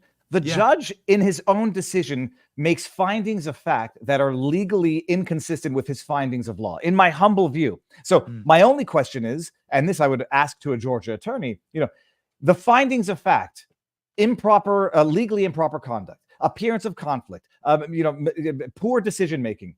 That's a finding of fact. His finding of law was it doesn't warrant disqualification. If they decide to appeal this, they go to the Court of Appeal, and the Court of Appeal says, yeah, based on those finding of facts, we are entitled to come to a different finding of law, and we agree that she should be disqualified. I mean, I presume that this is subject to immediate appeal, but I'm not 1,000% certain. I need to verify that. But the bottom line is his findings of fact in the decision cannot support his finding of law not to disqualify Fani Willis within the four corners of that how long was that judgment? 20 some odd pages? 28. Whatever. 28. Yep. Within the four corners of that judgment, his findings of fact contradict his findings of law.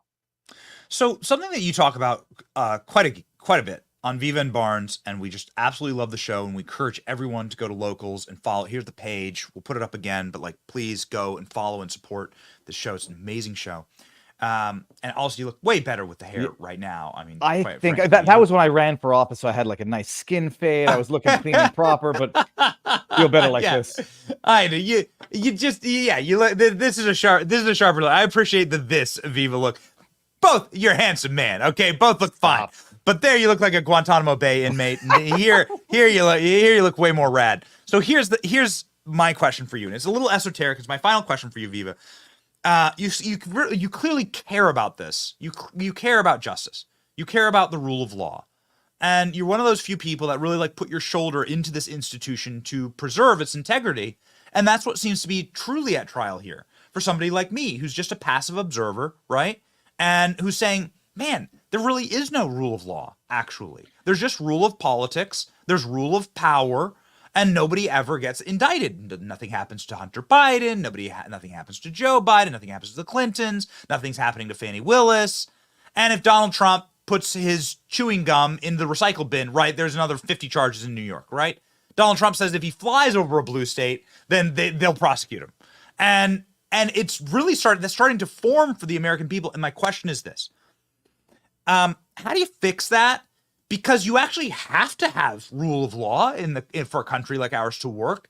It's really a question of life or death for us. It can't continue like this. I mean, it's the rule of law. We always used to, coming from Canada, we would always say, oh, America's a very litigious society. Everybody sues. You trip on a doorstep and you sue somebody. The way that you avoid people fighting in the streets is to have them feel that their fights can be resolved by the courts. When they no longer feel that their differences can be resolved within the court system, that's when conflict spills out of the judicial system and into the streets. And you're damn right, I do care about this. I've temporarily or permanently, we'll see what happens, moved from Canada, because you see what happens when systems get compromised, when systems can no longer be relied on to not provide the security, but to not provide the political interference to screw with your daily life. If it goes down in America, if the constitutional republic and this beautiful experiment of America falls, there's nowhere else to go. Like, in as much as nobody's moving to Russia, really. I mean, some people are, but not very many. If America falls and if the system becomes so corrupt that nobody has faith in the most fundamental aspect of a civil and orderly society, there's nowhere else to go. So it is time for people to start waking up. I think the political tide is turning, and this judge's decision is maybe an indication that the political tide is turning. But it is damn good evidence of the corruption of the judicial process, and that some people are untouchable and other people literally, spit your gum out, you'll get accused of toxic hazards. Leticia James can use her election campaign funds as a slush fund to live off of, a lavish life of luxury, trip after trip, but Trump allegedly overvalues a property and a bank doesn't care and a bank doesn't complain and the bank gets repaid in full and they make it into a $450 million judgment. If anyone were to apply the same standard to Leticia James, she'd be bankrupt and in jail in a month. So if the system fails in America, there's nowhere else for people to go. A quick follow-up to that, because I think this is really important. It's something we push, but maybe we shouldn't. And I'm learning a lot, actually, through this interview. should Republicans fight fire with fire here? Should DAs in Arkansas and Little Rock go after the Clinton Global Initiative, right? Like the biggest criminal slush fund in the world, right? That's a Republican America First DA in Arkansas that oversees that. So the question is always the metaphorical, metaphysical one. Like, if you become the monster you're trying to slay, you haven't killed the monster, you've just replaced it. That being said, fire with fire when it comes to the law, I say go after the Clinton Foundation, because I know enough to know that there's a lot more indication of fraudulent criminality there than there ever was with We Build the Wall, than there ever was with Trump and anything he did in New York. Trump operated for 40 years in New York, and they only now, when he's running for re-election, discovered all of these alleged crimes. Horse crap. So I'd say fight fire with fire legally, lawfully, but especially when it's warranted. The Clinton Foundation was a pay-to-play, obviously. Why no one ever went after it, I don't know. Did they think they were going to get in the Democrats' good graces? No. Is it a uni-party potential issue there? Possibly. But yeah, when it comes to the law, legal fire with fire, but not the kangaroo court communist persecutions that you see in New York. Say, don't go after innocent people for the sake of making a political point, but sure as hell hold the political power to account. It's too late for the Clinton Foundation. It withered up as soon as she was no longer in power. What does that tell you? Everything. But it might be time to start, legally speaking, employing the same tools in context where it's warranted. And there's a number of them that they could do it. We cannot encourage you enough, ladies and gentlemen, to follow Viva and to follow his work. It's so sharp, and he does his homework, and there's a typo here or there. Who the hell cares? He really highlights these documents. Substance over form, Benny, every day of the week. Exactly right. Substance over form. It's like the difference between the two Vivas on screen right now. And I'm telling you, man, you won't be disappointed. Thank you so much. On Locals, you can find the Viva VivaBarnesLaw.locals.com. And I'm going live at noon I'm going to go through this decision page by page. And I won't be drinking yet because it's noon, but I'll do a wrap up tonight. I think we all who've been following this case closely deserve a drink. And if it was Fani Willis bartending, it'd be a Grey Goose. I have a Grey Goose martini. Oh man, what have we just lived through? We're not even through it yet. We're in the thick of it. It's gonna. I don't know if it gets worse before it gets good, but it's very interesting. And what a time to be alive. Yeah, you're so right. We may well see Fani Willis asking Donald Trump questions. Like it's like what a world. What a world we're gonna live. Like it's here we go. Prepare. It gets worse. It always gets worse. Thank you, Viva. Thank you very much, Benny. Have a good one.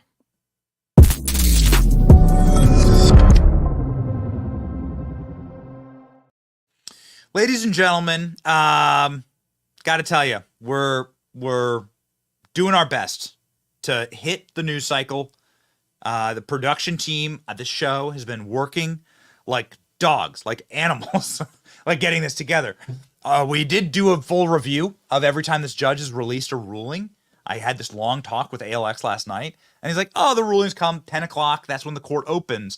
And so we just crunched everything together to get the show up and going. Part of the reason why we were able to do that, and this is an absolute matter of fact, you can ask my wife this morning, was Blackout Coffee. Blackout Coffee is totally done. There is no coffee in this mug. I have now drank like 3 of these Blackout Coffees this morning because we needed the extra energy to rock and roll in a breaking news environment. Ladies and gentlemen, this is Blackout Coffee. There have been some other scandals with some other coffee companies this week. Not this one! Blackout Coffee is 100% America first, 100% committed to your American values, 0% grift, and delivers that spicy, delicious, fantastic jolt of caffeine that our bodies so desperately need. Go to blackoutcoffee.com/Benny and use the coupon code Benny for 20% off your first order. Get onto that webpage and check out the gear section. Pretty awesome, actually. blackoutcoffee.com/Benny. Be awake, not woke. Something. I love that. I love that little little segment there. Be awake, not woke. Ladies and gentlemen, as we sort of ponder where to go from here, that is effectively the ruling. The question is, what now? sadly, at the in my gut, and I think in your gut probably as well, we've been sort of trained to not have any faith in these institutions, sadly. And so while Fani Willis deserves to be disqualified, she was not disqualified in total. She'll just kick Nathan Wade to the curb, obviously, and that'll be that. And that's what's going to happen. And then she's going to continue on with this prosecution of Donald Trump. Yesterday, we had Donald Trump's spokesperson on. We'd love to have the president on. We're actually working on that. Interesting and exciting things to come. But we had the president's spokesperson on last night on our show, Tenant Media in the Arena, Caroline Leavitt. And we asked her specifically about Fani Willis. And we thought her answer really reflected like how the campaign is going to approach this issue, regardless of the decision. And it's a good one, ladies and gentlemen. Here's Caroline Leavitt talking about Fani Willis last night. This is the spokesperson for Donald Trump. We're confident that based on the facts and based on the allegations that have been made and arguably proved based on all of the evidence that the defendants have applied in the courtroom, that Fani Willis is clearly incapable of leading this case anymore. There's a clear conflict of interest here, and President Trump's legal team has been calling for the very beginning of this case, long before these allegations were even made, for this case to be dismissed because it has no legal grounding based on the law. And obviously these allegations of misconduct just prove that this case should not move forward. So we're hopeful that truth will win in the end. Okay. Ladies and gentlemen, my production team is telling me gotta run with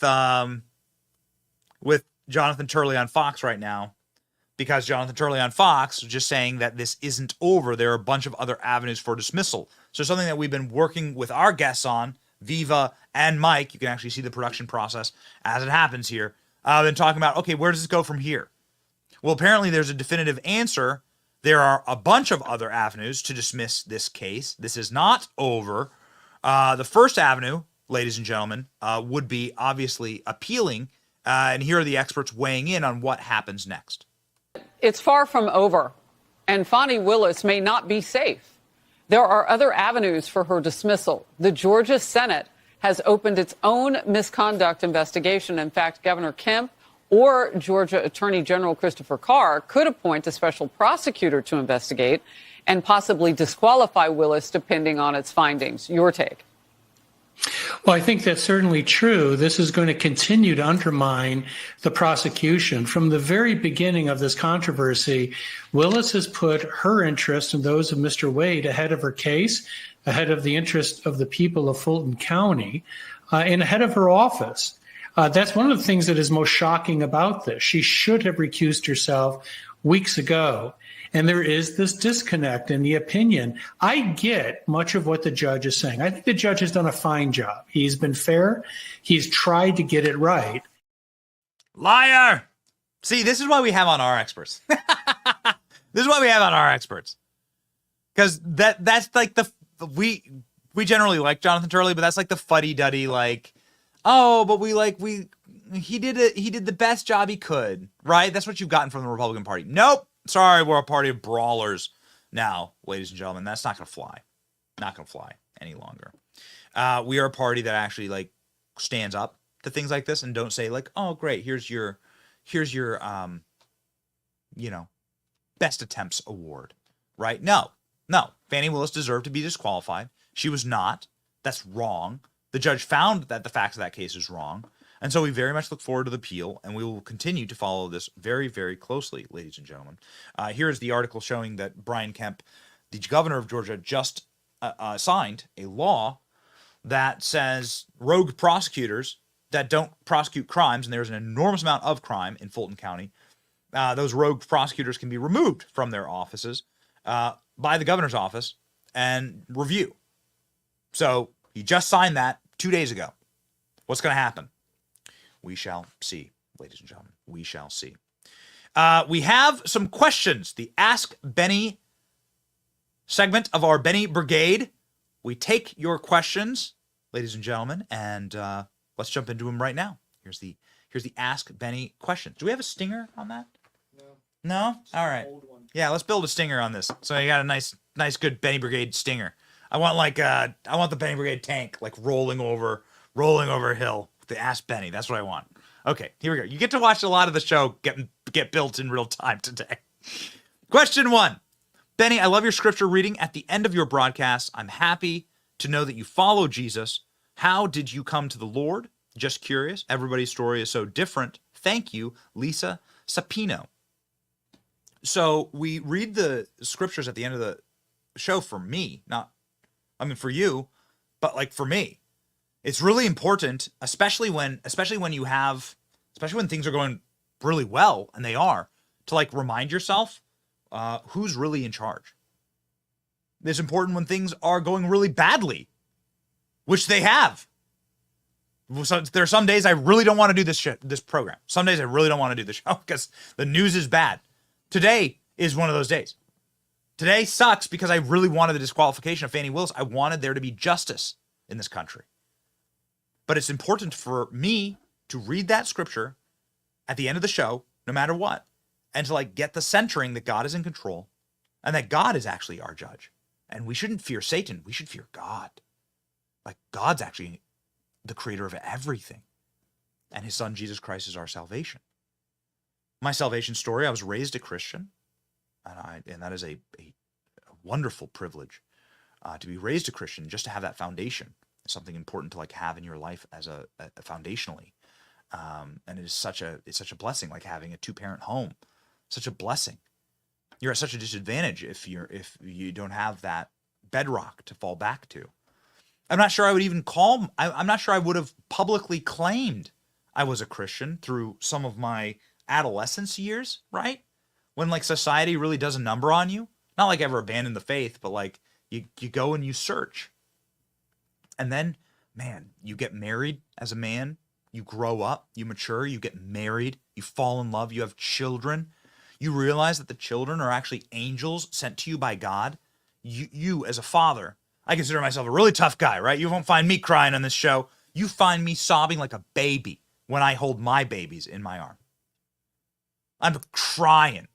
And you'll see men, like giants of men, who work on factory lines, who like are coal miners, and they cry when they hold their newborn child.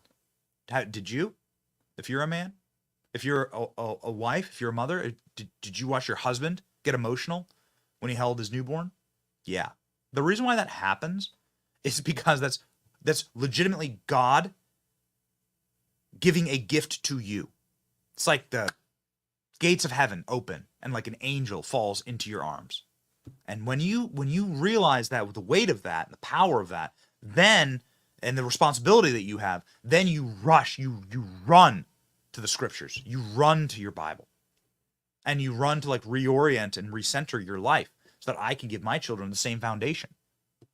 And so I don't mean to sound selfish here, that I'm saying I read the verse for myself and not for you. I'm so thankful, Lisa, that this verse it means something to you, because it really means something to me. We don't just do it as like a skit, right? We don't do it as like a funny little hook at the end of the show. We literally do it because that is the cornerstone that the show is built on. That is why we show up every single day. And I thank you, Lisa, for your question. Ron Anderson asks, are there any local get-togethers coming up in the Tampa area? I've long wanted to like just rent out a brewery or a bar. I even know the location I want to go to. American Social is what it's called. Awesome, patriotic American spot on the water. And like rent that out and just do a meetup. Ron, thank you for your question. The answer is yes. We'll totally do a meetup here. I'd love to do it as part of our Benny Brews, because we've been doing this series called Benny Brews where we bring in a big name guest and get somebody like, we had Vivek at one. Then, okay, well then let's get a Don Jr. right at one, or a Byron Donalds. And we sit down and we have like sort of like we get to meet everyone and hang out. We hung out for like 2 hours after the last Benny Brews.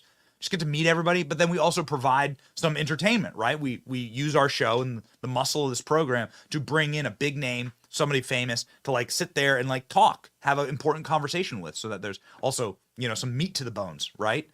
So, Ron, we've been looking at like the RNC to do something like this, but you've like sort of like jarred me here. Where like we should be doing it also in our hometown here of Tampa, because we know there's a lot of people in Florida, obviously, that are wonderful patriots and would probably like to come out to something like that. So, thank you for the inspiration, Ron. The answer is yes. Okay, here we go. From Deborah Rodalia. I hope I got that name right. I just joined your brigade. I love your show and you. Thank you for all that you do for our country. May God bless you and protect you and your family. Thank you again. You have no idea how much that means to me. We're simple Christians. We're like simple patriots. I went to community college. I was raised on a farm. My wife was raised on a farm.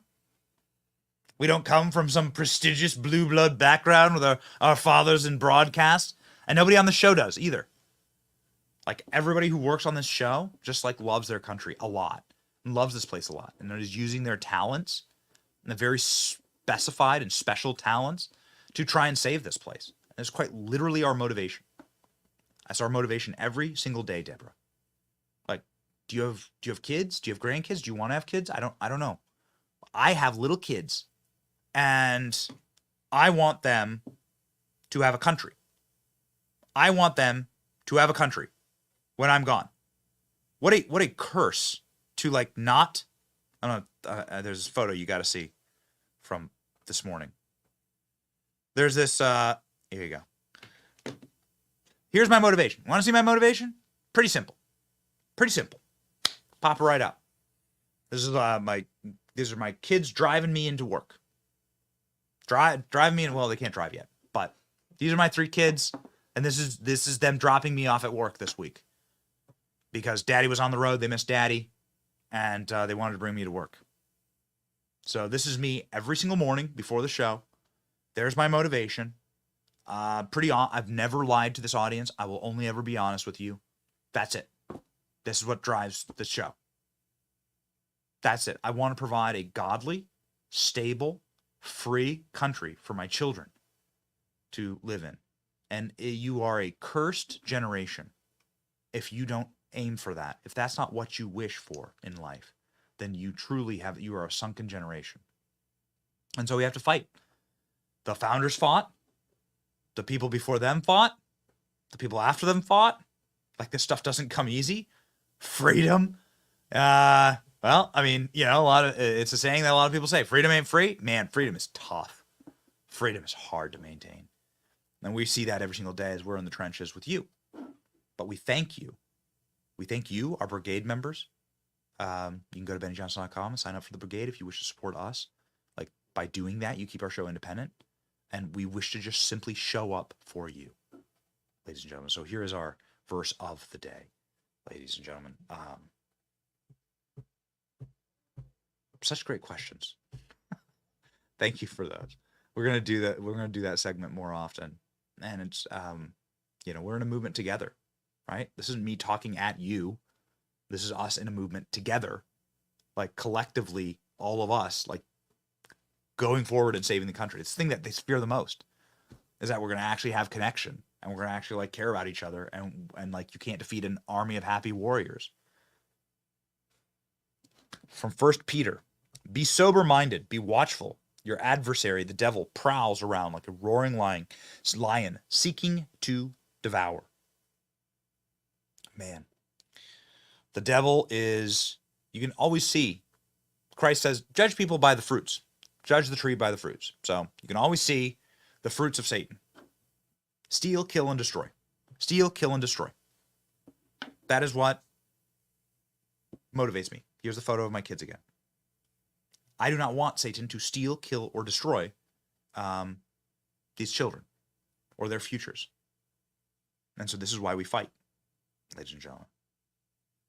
That's it. You can always tell who's part of that process, who on this earth are stealing from people, killing people, and destroying people. Like, who on this earth? And we're not talking like, we destroyed Joe Biden today on the show. Like what I mean? Although I'd be happy for Joe Biden to be in prison if a court would actually take up those cases. And I think there's plenty there. Same with Fani Willis. Justice is something that you obviously fight for. And I want my children to live in a just country. I do not want somebody to steal, kill, or destroy anything from my children or their future. And so we fight Satan. Ultimately, we don't fight flesh and blood. We fight spiritual battles here. That's kind of, frankly, what it's all about. It's why, and we'll send off with this, it's why we were really touched when somebody from Angel Studios contacted us, said, we really like your programming. We love the way that you talked to Jim Caviezel when he was on talking about Sound of Freedom. Can you help us promote a new movie? And we said, totally. But we have to see the movie first. And they came in and they did a screening for Cabrini in our studio here, right? We just set up a projector. Angel Studios / Benny, you can go and get tickets to this movie. It is an incredible movie. We played the trailers for you a few times. Can't think of a better story to lock in and send you off into the weekend with motivation for how tough life has been for Christians in this country. This is the story of the first saint in America, the first American saint. But how one person can make a difference, how we all can make a difference. It's truly inspiring. And so I'll say this to you as we head into our weekend. May God bless you. May you understand that we do fight battles of the Spirit and that we have the victory on our side. God's already won. Boom. We're going to celebrate Easter here in just a little bit. God's already won. Christ is raised from the dead, and we are the victors. We are the victors. Sure, we're going to have a day like today. Today is disappointing for me. But you know what? We move on.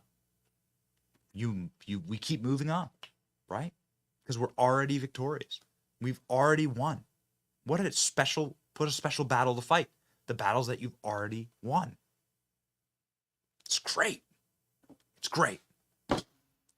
Ladies and gentlemen, we'll close the show with the Cabrini trailer. May God bless you. Have a wonderful weekend in this, still, the greatest country on earth. It's your boy Benny. See ya.